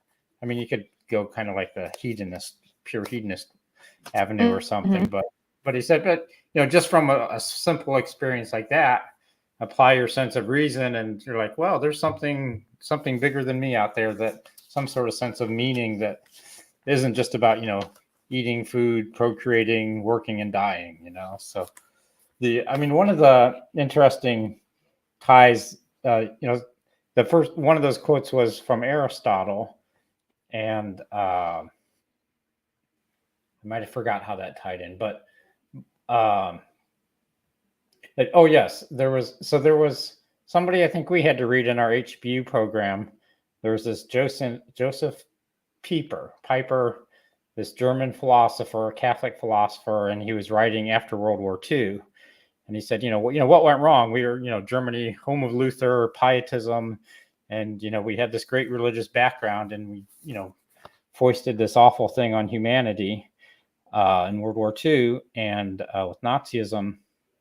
And what he kind of went back kind of the medieval, and it kind of became like an issue of like how we think. And he said, there's like a rational. He said, part of the problem with the Germans was they just obeyed what they were told. They went. This was they went to the office. The guy said, "This is what you do," and nobody would stop and think about what they're doing. And he said, even in the medievals, they had something. Let me see if I get the terms right, but basically rationality, which is like a deductive reasoning. But he said then there's something called intellectus, which is like contemplation, where you contemplate what the overall bigger picture is. And so, part of his argument is that, the book was called A Theory of Leisure. And he said, in our leisure, we'll have holidays, which are holy days where we contemplate what everything is about. And we need that to augment, our little calculating machines that say, how do we carry out our steps to achieve our goals? We need, the facet of contemplation and wonder.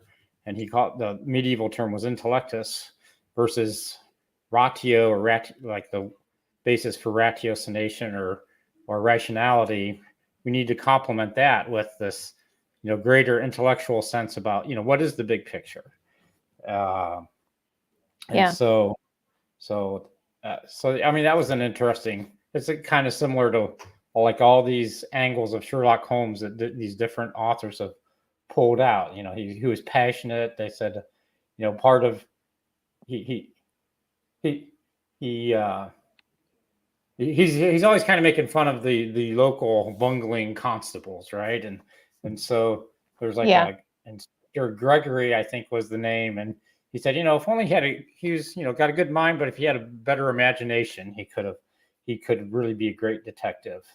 And they said, well, all these moods of melancholy that Holmes would have, like, I mean, he'd get in his drug depression stages, but he'd drug-induced depressions, but he there was one passage where he's just sitting there listening to music, just as happy as can be. And they said, I think that's part of what drove him, on the other side when he had to hunt down facts, but because he had kind of a sense of, what really was right and wrong and what was moral.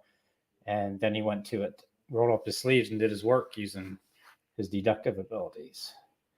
So I probably have some more chess pieces here. Let's see. The Sherlock Holmes one is kind of cute. Let's see. It's got a little detective thing. But so it's, in a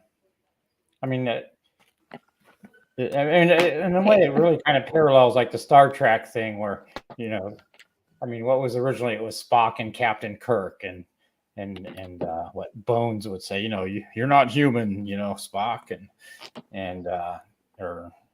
then Data and Picard. Data was always wondering what it was to be human, because all he was a machine.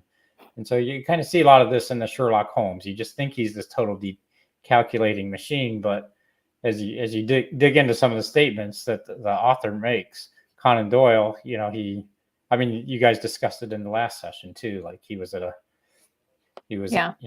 speaking at the wedding and stuff like that. So he's really, makes a interesting study in this, I think. But you had asked about kind of like meaning and that. I know that, so that sort of gets to the second article about the everything everywhere all at once. And what's kind of interesting, I read kind of reviews of it, like from, you're not allowed to say Wikipedia, but they put together all the reviews from different people, and the people would say, this is kind of part of this long-standing absurdist genre where the world really just doesn't make sense, and you can trace it back to like these French existentialists like Camus. Like he'd write, there was one story which was, and the main character wakes up and he finds out he's turned into a giant rat, and it's everything just irrational. And but it goes back from him, and it goes back to Kafka at the end of the 1800s, and there's just kind of this long-standing genre, absurdist genre, where the world doesn't make sense, so how do we find meaning out of it? And ultimately, when you trace that back, they get to, I'm giving like a lecture here, so stop me if you need to, but they trace, I mean, the solution that comes out in the everything everywhere all at once is that we fight the meaninglessness with love. And it's a good story. But when you go back, where is that love grounded? I mean, everybody should love everybody, fine, but that love fails if it doesn't have a deeper source. Like in the what is it, The Four Loves, C.S. Lewis wrote about. You got all the different types of loves, but the greatest is like gift love, where you're not concerned about yourself, but you're concerned about the other person. But you don't naturally have that as a fallen human being, and that source really only comes from God. And so Kierkegaard kind of made the same point. Where's your reservoir of love that you're drawing on, that everybody's able to selflessly love everyone else.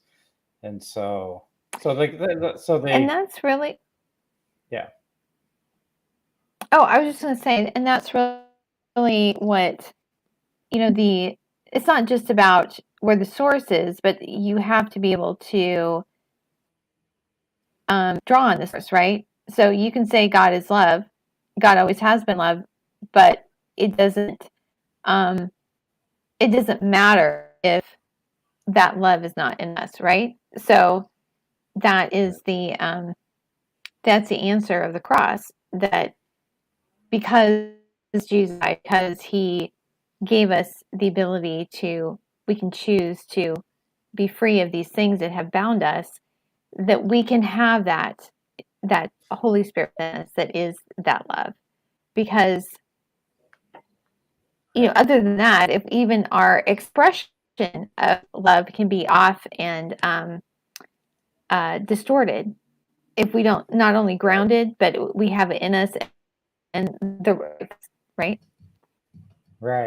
It's like, I think it was in the Kierkegaard thing, was you've got an infinite reservoir, but it's inside of you because it comes from God, not just from yourself, in a way.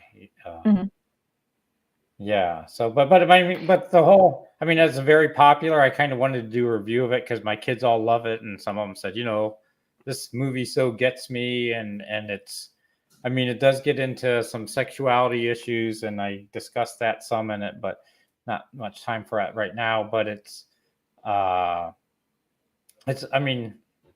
my dissertation at Faulkner, I'm trying to do sort of like on multiculturalism and apologetics in different cultures. And that's sort of like the feature of the 21st century that a lot of people sort of anticipated. It's like, the world's flat. That was the name of some title some Thomas Friedman book, but it's like, you know, everybody's got their own religion, you know, and there's all these sets of meanings. So we'll just say everything's equal.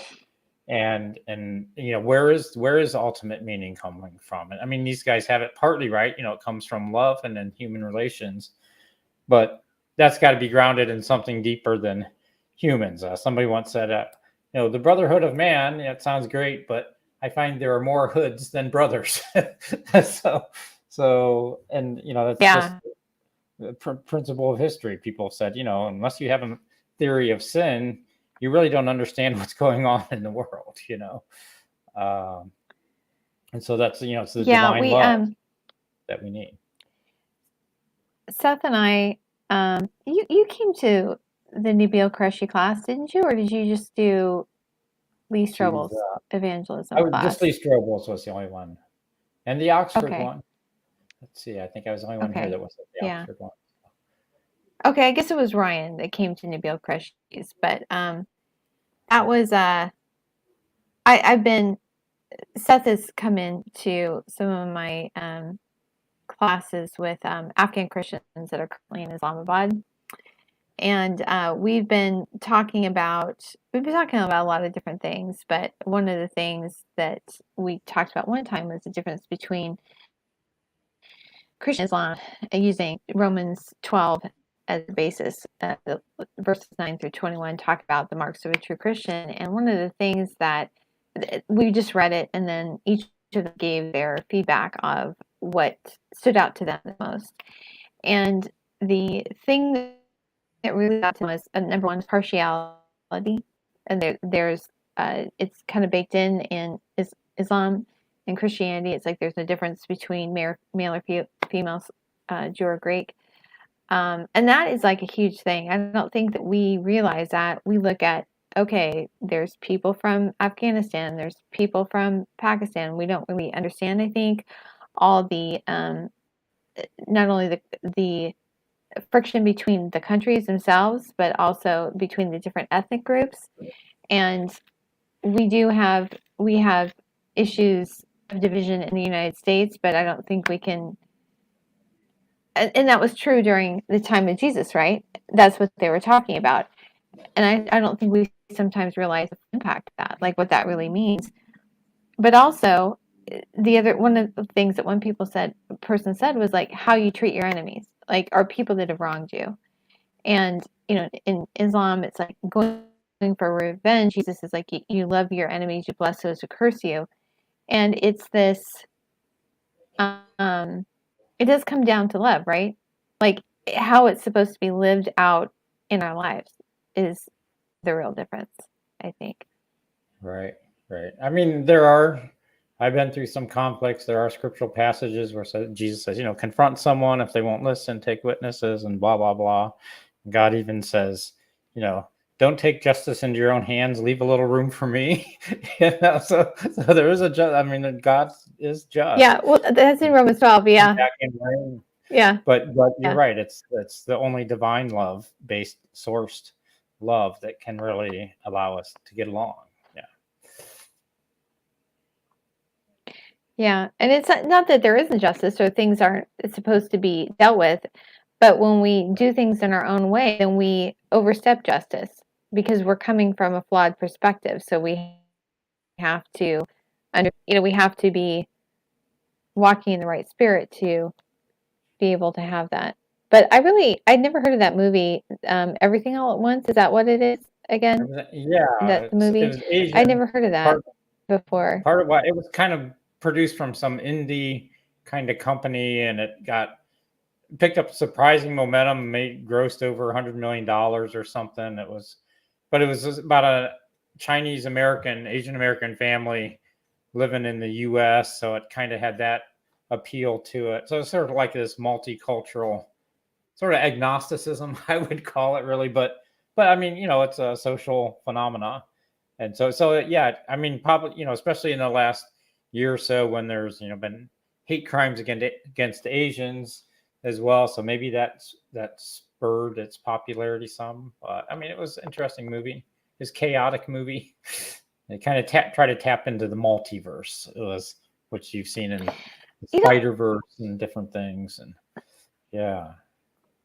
So that's the thing about multiverses is like they always, I mean, they're interesting, but they're logically incoherent. And so you almost have to kind of like take your brain and just not even like think about right, uh, right. what Yeah, I mean, it's might just a be. form of Because even pluralism, like and everything that you do, so, yeah. yeah. Yeah, and I mean, it's got its background in some philosopher said, well, we should just act as if every actual universe is real. I think Leibniz, a Christian, philosopher several hundred years ago. I mean, I think he kind of came up with the all possible worlds talk, but it was kind of deistically based as to. I think he came down to, the best of all possible worlds is where we have a moral choice, and you make a choice, it has effects, but you can choose what's good. I think that's kind of what was driving it. But then, it gets in the hands of secular thinking, and then it just becomes, let's just pretend everything really does exist all at once. And, and then it becomes a little too chaotic, which that movie was. I think sometimes people can approach it as if there are multiverses, then there's not really true consequences for actions, right? But an interesting thing is like when you look at people like Lewis, when he wrote about multiverses. Chronicles is kind of different worlds, but kind of multiverses. Yeah. But they all tie in together at the end. Like whatever these alternate worlds are, they're all coming under the same order and coming to the same end. Right. Yeah, I mean, a parallel thought is I know there's a discussion in physics about how something can come out of nothing.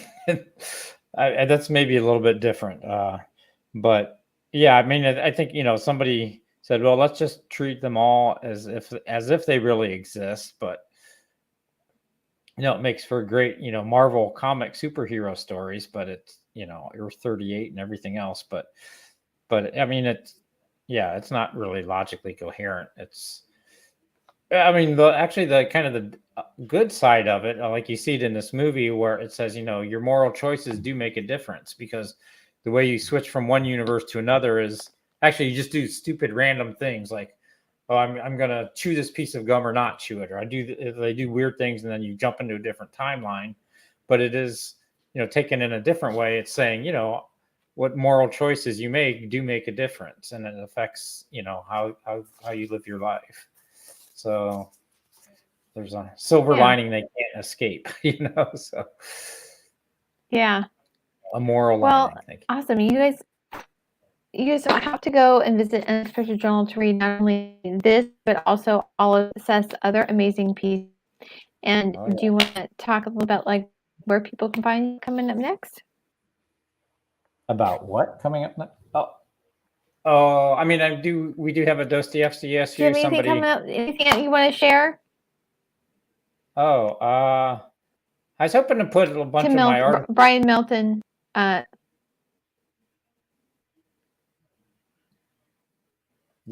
Brian Nelson's.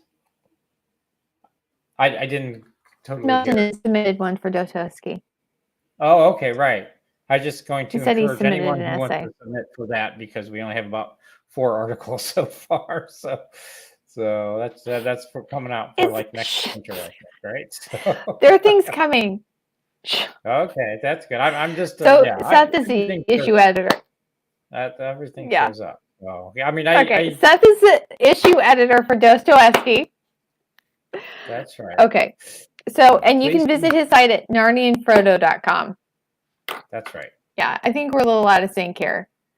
Okay, so we're going to go into our next segment.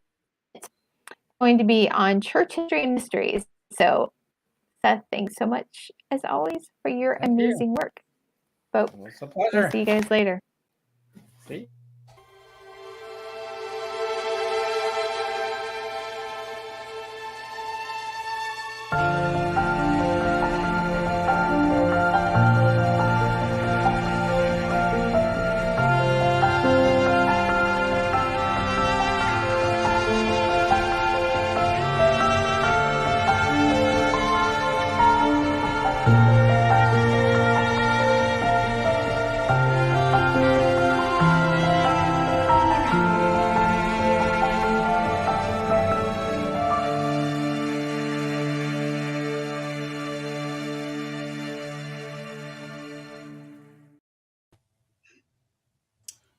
Hey, everybody, and welcome back to session 6 of our mystery launch party. This is our last session of our launch party, so we're super excited to wrap it up with Kim and Tim, which I don't know if they picked y'all because your names rhyme. That's super fun. Very good. I don't know, but it's great. I'm going to let y'all introduce yourselves and tell a little bit about who you are and about your article or piece that you submitted for this issue. So Kim, if you'll go first. Sure. And tell us, a little bit about yourself and then about your article. Great. I'm Kim Highland. I am a wife, mother. We have 6 adult children. I have 12 grandchildren. I'm about halfway through my master's in cultural apologetics at Houston Christian University. And I also teach, I teach high school, I teach apologetics, worldview, and theology. So my article is called "The Mystery of Our History, How Knowledge of the Church Fathers Can Strengthen the Church." And it actually came out of some research I was doing in my master's program. And it's just about kind of rediscovering the church fathers. Personally, that's not something that I was brought up with, in my own Christian education. And so as an adult, just discovering them has been very strengthening in my own faith. I think they're often associated, obviously, with doctrines, but learning about them as just flesh and blood people has been really exciting for me. And I think that especially in our time when there's a lot of confusion around what it means to be a Christian, their stories are vital. I think it's kind of a way out of a lot of the ambiguity that we find in our Christian culture. So, yeah, great. Thank you. All right, Tim, you're up. Okay. Well, hi there. I'm Tim McGuire. I'm a husband of coming up on 50 years here. My wife and I celebrate our 50th anniversary in a few months. 3 kids, great grandchildren. And I retired 2 years ago after some 40 years as a social worker doing individual family therapy, and then got into program evaluation, and that branched off more into the administrative branch. My article called "Time Warping with God," actually, this is a very long piece of work in the making because it started in a dream about 40 years ago.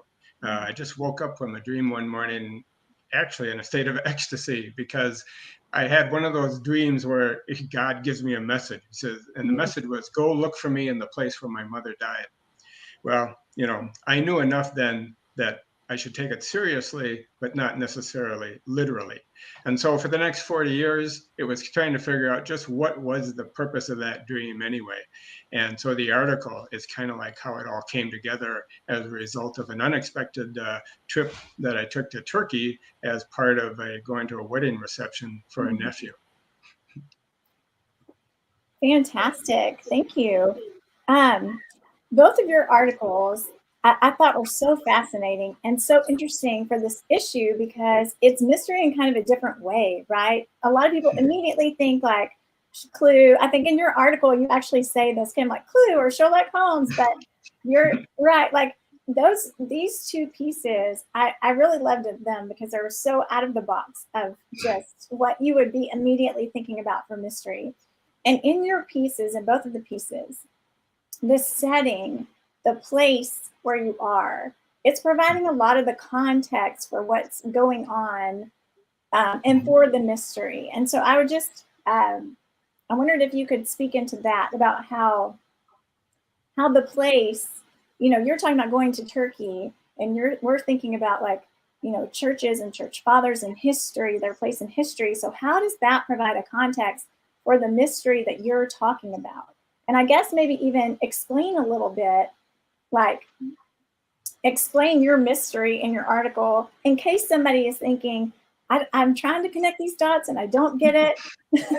So maybe let's just connect them for them and then we can talk about everything and we'll know they're with us. So Kim, if you want to go first and kind of talk about like what is the mystery in your article that you're unpacking and then connect those dots for your reader. Yeah. So, the title, it's the mystery of our history. It's something that's been lost to a degree. It's been lost to a lot of Christians, and especially in the West. Some of the more Orthodox traditions, are more aware of the church fathers. You hear their names, but especially in, I was brought up more evangelical. Mhm. I was totally unfamiliar with them. So that's kind of the mystery of it, that Yeah. they've been lost. And yeah, in my article I said, we're not going to be Sherlock or Columbo, but I invite the reader to kind of be like a child wandering around in a dark attic that comes upon a box of pictures. And these are people that are part of our heritage. They've been forgotten, but then just kind of, it's this invitation to learn about them and to, and I do like that idea of they are our spiritual ancestors, Mhm. right? So there's a sense of connection, and that I think that's really exciting. These are the people who, I'll tell you, I saw a picture recently of Billy Graham, who I hold in great esteem. And, my own father came to the knowledge of God through the Billy Graham Crusade in Madison Square Garden. But it was interesting because I saw this picture and it was a Billy Graham preaching, and then there were a lot of like kind of men around him, but it was like Old Testament heroes. It was Moses and Abraham and David, and then Billy Graham. And I kind of thought there were some people in between, Yeah. right. And not to criticize that at all, but it was just that kind of, that I brought it up because that kind of expresses my understanding prior to in adulthood starting to learn about the church fathers. So that's the mystery. And it is exciting, like a mystery, just uncovering it, rediscovering that heritage. In terms of place, it's really a place in time. And I think that, it's obviously it's a place where these were people who were very close to the people who knew Christ. And so just in terms of witness, that so adds weight to their witness. They were people who were helping the, young church, the early church, navigate a lot of really difficult things culturally, doctrinally, and I'd say too that often when we think of church fathers, we immediately think of doctrine, but they were these flesh and blood people. And so learning about their stories, it's kind of akin to, as American citizens, learning about our forefathers, right? That so informs our identity as Americans, that early history in terms of principles and inspiration. And I think the early church fathers do that for us as Christians. One other thing about their place is it was not a time unlike our own. There was confusion, there was darkness. It cost to be a Christian. I mean, arguably cost a lot more than it does. But I think especially now with some of our cultural issues and challenges, there's, to be able to look back and see their boldness and just their love for God and devotion is really empowering.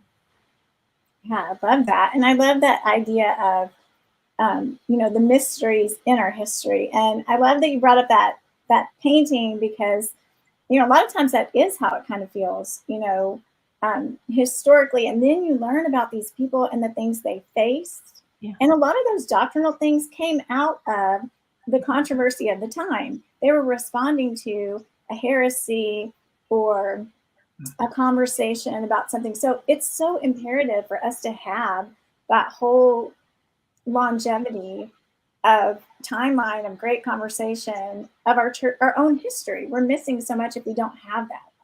Absolutely. Awesome. And that's a perfect segue over to Tim to tell us, explain your mystery in your article. Okay. Well, for myself, the mystery started with this dream that was just so vivid. Mm. And, in a nutshell, the dream, there's a computer screen hanging from the ceiling and there's a message on it. And the understanding was, all right, this is a message from God that says, go search for me in the place my mother died. And so the start of the mystery for me really was, first of all, how much weight do I give to a dream? Knowing that, our history certainly involves an important role for dreams, and not wanting to take myself too seriously, and yet at the same time wanting to be cautious about not to be overly dismissive or too quickly dismissive of something that was really a very powerful experience. So, as I said earlier, the mystery really extended over a period of 40 years. Why did I have a dream that was so vivid? And I literally woke up just in a state of ecstasy. And I always went back to that thinking, well, pay attention to that. Mm-hmm. So over time, I was just trying to piece together, what am I supposed to do with this effect of a dream? And being in behavioral health, I knew about Adler's position that when it comes to dreams prepare us for action. So I would always ask myself, well, what action am I being prepared to take as a result of this kind of a dream? And, it certainly wasn't realistic to drop everything and go somewhere and find out what it meant. I had been aware that there was one train of thought that, a place to find God where his mother died was in Ephesus, that Mary spent her final days with John the Evangelist in Ephesus. So I always knew in the back of my mind, well, if you're ever going to take a trip overseas, go to Ephesus. And then last year, a nephew married a woman from Turkey, and they got married in New York, but the wedding reception was going to be at his wife's family farm in central Turkey. So here it was, a chance to go and see if the dots can be connected. And so over time, it was just a matter of trying to piece back together what sense does it make for a trip like this, and what role can it play in my own kind of clearing up of a mystery. And that's kind of like what the mystery was about. Yeah, very good. Yeah, and it is a mystery to have, that experience, like that dream like that, and you're trying to figure it out. And your mystery has gone on for so long that I think that's even more fascinating, because we tend to think of, reading a book and getting to the end of it. Does not typically take you 40 years, right? So a big mystery. I have to admit, I may be the kind of fellow that it takes a long time for something to get cleared up. Okay. But we're usually like, we want to watch the 30-minute, mystery show, and it's all solved at the end. And, then we feel like, oh, we had this experience. But we forget that there are long mysteries. Yes. History is a long mystery. This is a long mystery. I think, one of the things that the questions that we had to talk about is this idea that the Christian faith isn't just a set of doctrines, or it's a faith to be lived out. And how is knowing our history, whether it's our personal history with like this dream and thinking through these things, or our greater history, how would that help us, like apologetically? How would it help someone, and then how would it help you to live your faith out more fully personally? Well, speaking for myself, I was always of the mind that things don't happen by accident. There's always a purpose to everything that you encounter. And I needed to remind myself that I want to go back, and at some point, if this mystery is going to be resolved, do that. The irony was that it was not resolved in a trip to Turkey, but for whatever reason, it seemed important, and for whatever reason, that I went to Turkey, went to Ephesus, got back and figured out, I don't know that was really the answer to this, whatever it was. The answer, and in my article, I used the word click, that something clicked when I got back from the trip. And what clicked was that I'd gone to the funeral of a good friend of mine. His brother died, and it was in a church that I used to go to when I was in high school. And in high school, I worked all night at a car hop place, and at 4 o'clock in the morning, I'd get off. 6 o'clock in the morning, I'd go to mass at this church not far from the hamburger joint. And when I went to the funeral, it occurred to me, you've been here before, because I was there back when I was a teenager. And what clicked to me then was the place that I had originally gone back to here in this church was perhaps the connection with the charge to go look for me. It wasn't that I needed to go overseas. Something happened internally. Something happened in my heart. That's all I can say. Back when I was a teenager, and I went back to the church where I felt that particular connection. And it took 40 years to kind of figure out, it's this place in the heart that provides meaning, and that God's always trying to get you to pay attention to. I'm in your heart.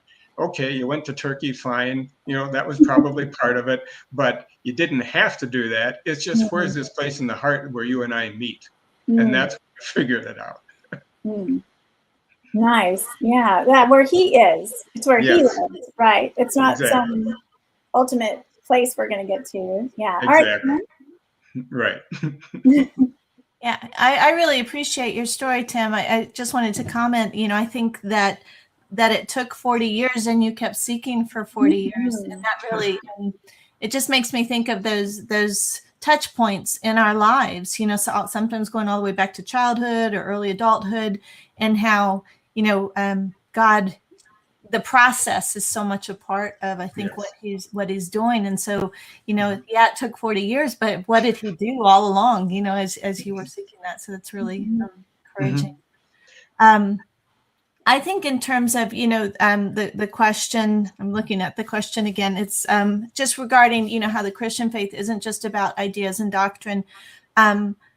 Again, I mentioned that most people think of the early church fathers in terms of doctrine. And as Christians, I think we're really good at overemphasizing one to the expense of the other, just real life, day to day, what's it look like to walk faithfully.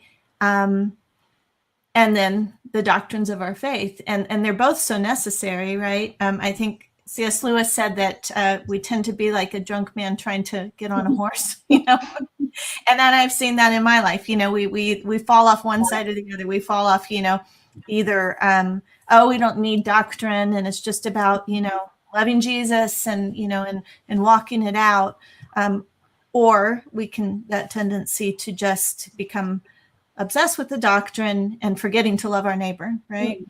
Yeah. I think the church fathers, though, when we really do get to know them, and I'm just getting to know them, I'm new in that room. So, but it's this flesh and blood person, who has a story, who, that just their stories of conversion. In the article, I talk a bit about Justin Martyr. I just use him as an example.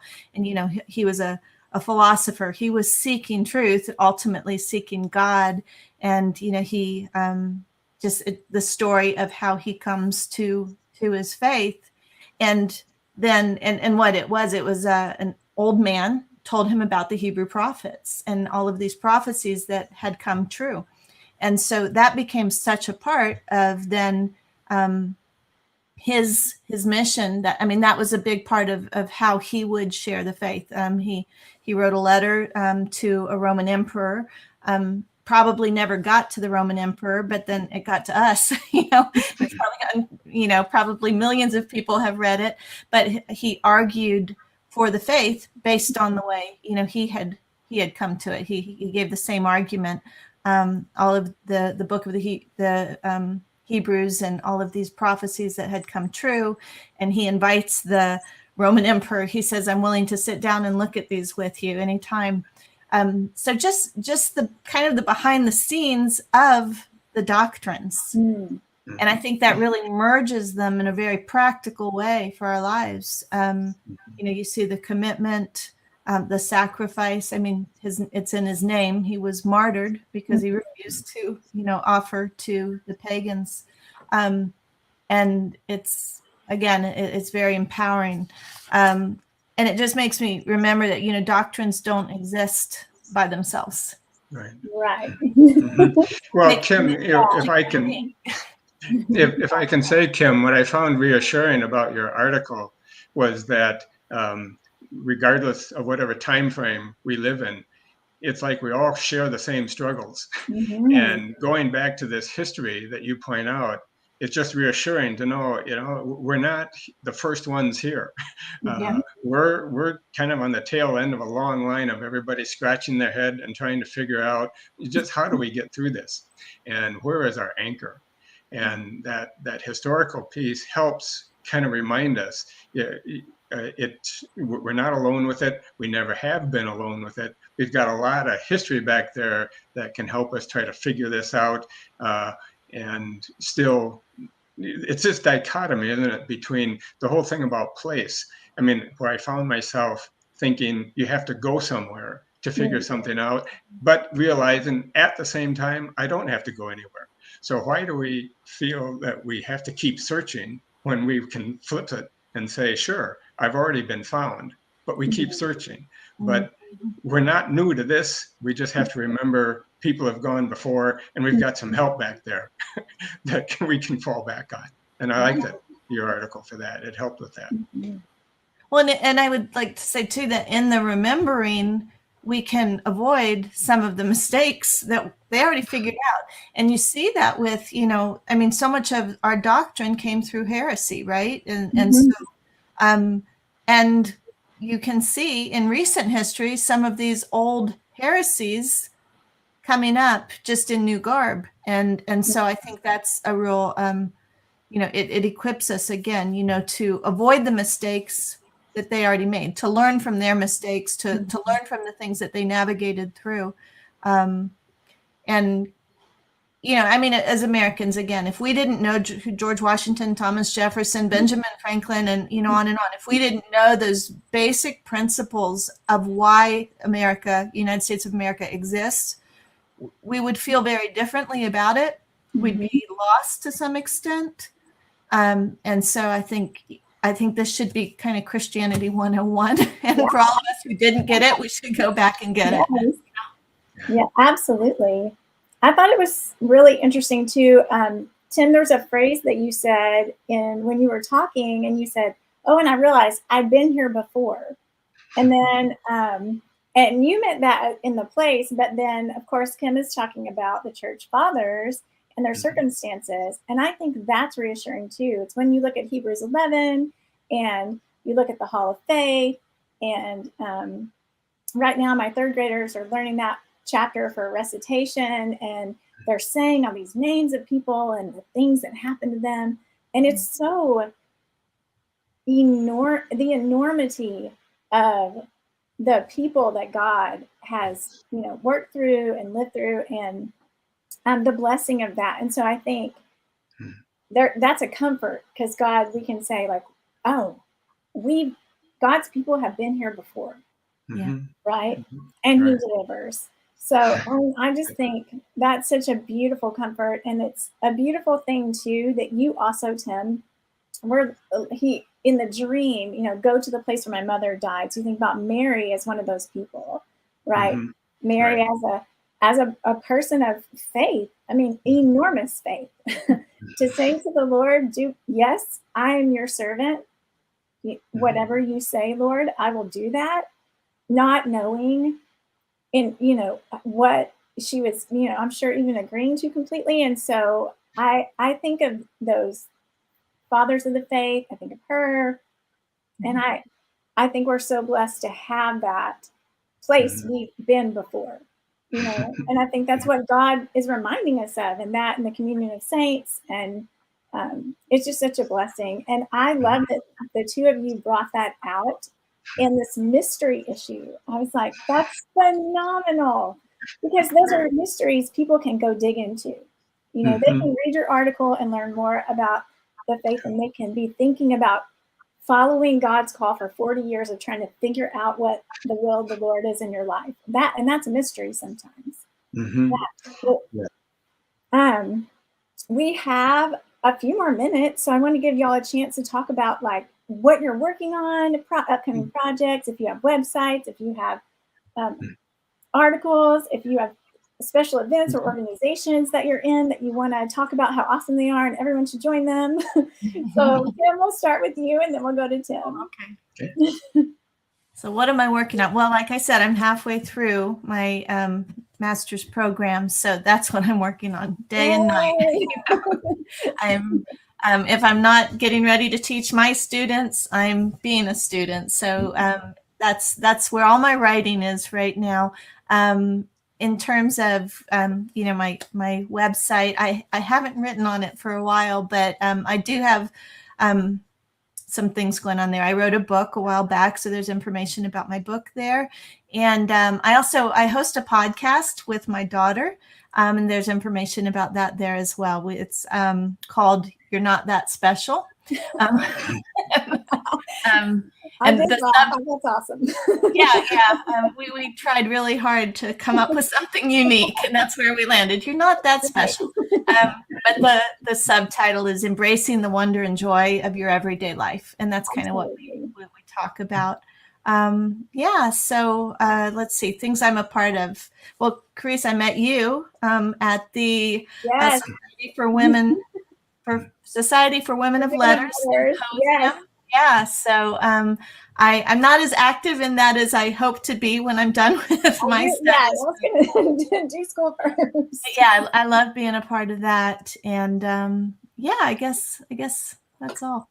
Well, that's a great list. Thank you. Yeah. All right, Tim, tell us what you have going on or what you're working on next. Sure. Well, about a year ago, I got an idea that I wanted to write a story based on the role of the centurion whose servant had been healed by Jesus, and a story in which he's put in the role of guarding the tomb after Jesus had been buried. And because of his own faith experience with Jesus, he decides to invite a number of other people that he knows were affected by Jesus, like Lazarus, Simon of Cyrene, Mary Magdalene, Joseph of Arimathea, to come to the tomb with him and pay their respects. And so it's been about the last year. I keep drafting, redrafting, but that's what I'm working on, and hope, here in the next, maybe 3 to 4 months, I've got something of a meditation on this centurion taking people with him to the tomb, and they just talk about what was their connection with him like. Wow, I love that. Y'all, that's so fun. It's so amazing to get on these and talk to people and meet people and then hear about whatever amazing thing they're working on next. And we're excited. Keep us posted about everything you're doing. And of course, Kim, I hope to see you at Society for Women of Letters stuff. Y'all, this has been great. Thank you so much. Our time is up. So good job. Thank you. And we'll see everybody on the next spot. Yeah. All right. Bye-bye.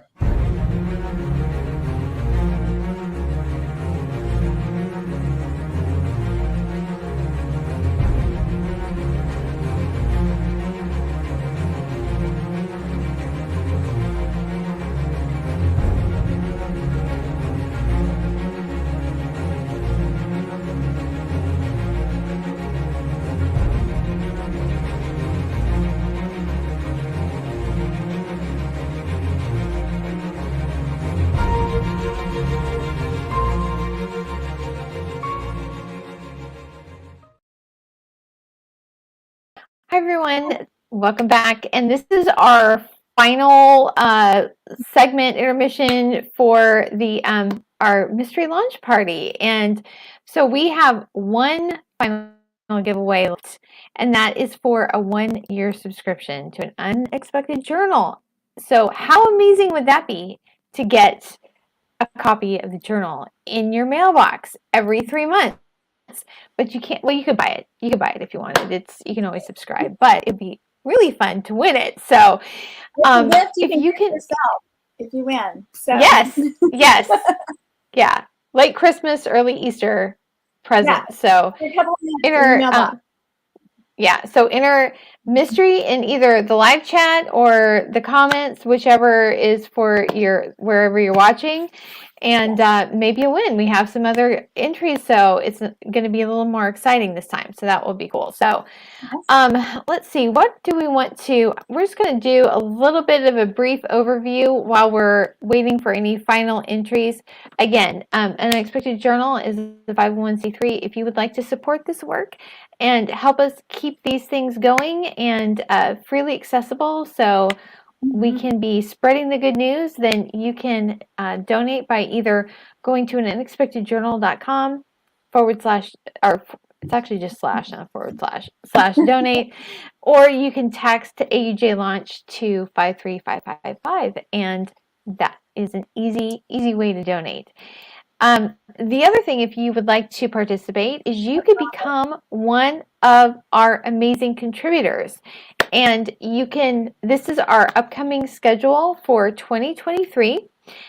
So we have King Arthur coming up in the summer issue, Play and Prayer in fall, and then Advent is Dostoevsky. And so Seth is the issue editor for that he mentioned that. I was my connection was a little choppy there, so I didn't hear everything he said about that. But this year for 2023, we have specific issue editors. Zach Small was the editor for Mystery. Annie Nardoni, who was in segment 2, 3, 2, is the editor for King Arthur, and Jasmine Biggs, who was with Carice, and also Riz Christini are the issue editors for Play and Prayer. And so anyway, that is what we are doing. That's what we are having coming up. I've mentioned that we have some issue editors, which is a new thing for us. Our first issue having special issue editors was in the Shakespeare issue in our last Advent, and Sarah Waters and I'm blanking on his name, Joe. What's the last name? Do you remember? No. Anyway, in the comments. Sorry, Joe. Yeah. So I'm sorry. I'm just blanking. They were our guest editors, and so they were kind of our guinea pigs for going through this process. Yes. I mentioned a little earlier that we are entering into a new season, and this is part of that season. This is part of that change, the different change. We're having issue editors. The other change is that Zach is stepping down from as our managing editor and from the board. So anyway, he's actually backstage. I was going to bring him forward, but I don't know if you can come on, Zach, if you want. But if you don't want me to know mushy on you, then that's okay. But yeah. So anyway. Here he is. Here he is. Yes. Yeah. So when we started this, Zach was kind of the pull everything together, get the ball rolling guy. And he and I he was actually in my very first class that I had. It was on film and music. And I've shared this before, but he always was so diligent, and we would have these discussion board posts, and he would be the very first person to respond every single week. And this one week, it was the last week of the class, I had my response ready, and Zach hadn't posted, and I was super excited. I was like, okay, I'm going to post. I'm going to beat Zach. I post and refresh, and no, he beat me. So I never beat him in getting my response in, but he is just, when we started the journal, it was, none of us really knew what we were doing. And then you have all these very creative people with all these ideas. And this is a true story. It took us longer to decide on a name for the journal than it did for us to get our 501c3 designation. This is a true story. Yeah, this is a true story. Hilarious. It was so funny. Yes. So sure. Zach, we have all these personalities. We've had some drama, and I'll have to admit, I probably caused about 50% of Zach's drama in relation to this, freaking out about that is not the definition of sanctification, or we need to have a footnote on this, being very insistent on that. And Zach's put up with all of my drama.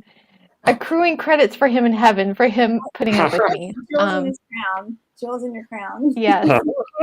But if this journal has seemed like it's some friends that are coming together and writing, that's because that's what it is. And Zach's been a big part of, building and creating that community and navigating this kind of very tumultuous journey that we've been on to bring it to this point.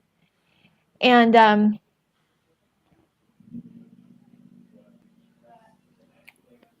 it's so hard to imagine you not doing that, after all these years. And I'm going to tell you that I know God can work through anybody and he would supply someone, but I'm so thankful he supplied you. And I'm so thankful you said yes when he called you to that, because look what we have. And you did a lot of the groundwork, of the pulling people together, of the, just keeping all of the crazy creative people wrangled, of making us stick to a deadline, and everyone still likes you, that is a huge accomplishment. So you're different. You have no idea. You have no idea the things that, but I just want to say, Zach, I mean, I just want to thank you, me personally. I want to thank you for being such a good friend to me, and you've really been a blessing to my life.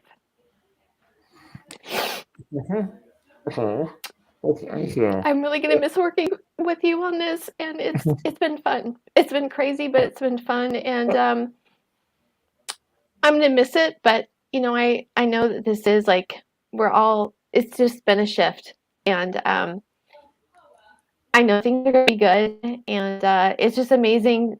Just the people that God has brought, like Jason Smith is going to be the president of the board, and he has literally written a book, like a best-selling book on creating organizational culture. True story. It's winning awards. And so he's going to be doing that. And Jasmine Biggs is going to be the editor-in-chief. And she just has a passion for apologetics and is an amazing writer. And she's great at community. They're both extroverts. And so that's amazing. So I know it's good, but I'm really grateful for this time. And I'm gonna miss it. And it's really, this whole thing, it's been like, even just like the launch party, it's like shown me like just the way Zach and I, we don't really even talk about things. And now like he'll just do one thing, I'll do something else. And so now we have to explain it and like spell it out. And I'm thinking, oh my God, I've never had to like explain things. We just kind of juggle back and forth. And that's the way it's been. And so it's been good. It's been good. It's been fun. It has, and honestly, I mean, you guys, everybody on this stream, it's always funny because when we started the journal, and we were very intentional from the beginning that hopefully it wouldn't just become one person's project, right? Why every article is edited by two people, preferably not me on every article. Why? So that, it is that community feel, right? It is. We've been very intentional. And, I love it. It's like your child, right? You see it? Yeah. And I mean, I've stressed myself out over this journal for 5 years. And I love it. I mean, you see it, and I mean, Carly, you're right. Even from deciding a name, and y'all might remember this. We knew we were going to publish quarterly, and April was looking pretty good. And we're like, all right, we can do it. We can launch in April. This will be great. Oh, but should we really publish on April Fool's Day? So we published on April 2nd because we had to decide what day to publish. I'm like, I really don't care. But, well, it's funny, Carly, you mentioned us. So Carl and I are the two business majors of the group. So we're the oddballs here. I was a business undergrad, and so was Carla. And it's like, it's been learning for me too to adapt to different. I'm a very numbers guy, so learning different personality styles. It's been a definite growing experience for me, but I've loved it, and honestly, it's a great team, and that's frankly why I felt like it was a good time for me to step back because there are so many awesome people, and fresh ideas are never a danger. So I'm very I'm excited. Jason, Jasmine, Carla, well, Seth and Annie, Riz, all of you are on the board, right? You're all Megan too. You're all on the board. You're all making great decisions. So I can't wait to see what's going on. And I mean, I've already submitted my article for the fall issue. So I'm not. I helped Annie edit some for Arthur. Yay. So I mean, I'm not going too far. I'm just not, not setting the vision right now. But I'm not going too far. So you don't have to miss me too much. Yeah, we'll see you back, which is good. Yeah, no, I love it. I love the journal. I really do. So amazing. And 5 So- years, 5 years. It's huge. Yeah. Who would have thought? I mean, I kind So of should we? You did. You had the vision. So do we want to do our drawing for our mystery issue? All right, we've got 7 entries. 2 people have already. Woohoo! won. So those 2 people, sorry, you cannot. Okay, win hold it. on. Wait. Hold I on. want to get the let me look. We're gonna do our confetti when Yes. wait. Okay, we're gonna do the Carla confetti knows with the where one. Oh wait, it kind of does do it. Let's do it ahead of time. Let's do it ahead of time. Yeah, look at that. All right. Love You it. ready? I'm going to hit the draw Now, button. because there is right? confetti on the thing. Okay, yeah. Okay. Here we go. I recognize a lot of these names. This I is know. Somebody's about to be super excited. Woohoo! Jasmine! Woohoo! No, I Let's do really- another confetti. Confetti. Woohoo! Congratulations. Nice. Okay. Great job. Way to go, Well, Jasmine. that is a wrap for our mystery launch party. So, any final words before we call it done? Nope, it's been great. Yeah. Thanks We for just lost having me. LinkedIn. Yeah. Oh, You all did awesome, Yeah, man. thanks. Great job to both of you. Well done. Okay. Well, thanks everyone for joining us. If you Thank you, haven't already, everybody. go to the journal and Yes. go and subscribe if you're not getting it in your inbox. So, And if you anyway, missed any of the sessions, go watch them. yes. So, thanks for joining us, and we will see you next time. Bye.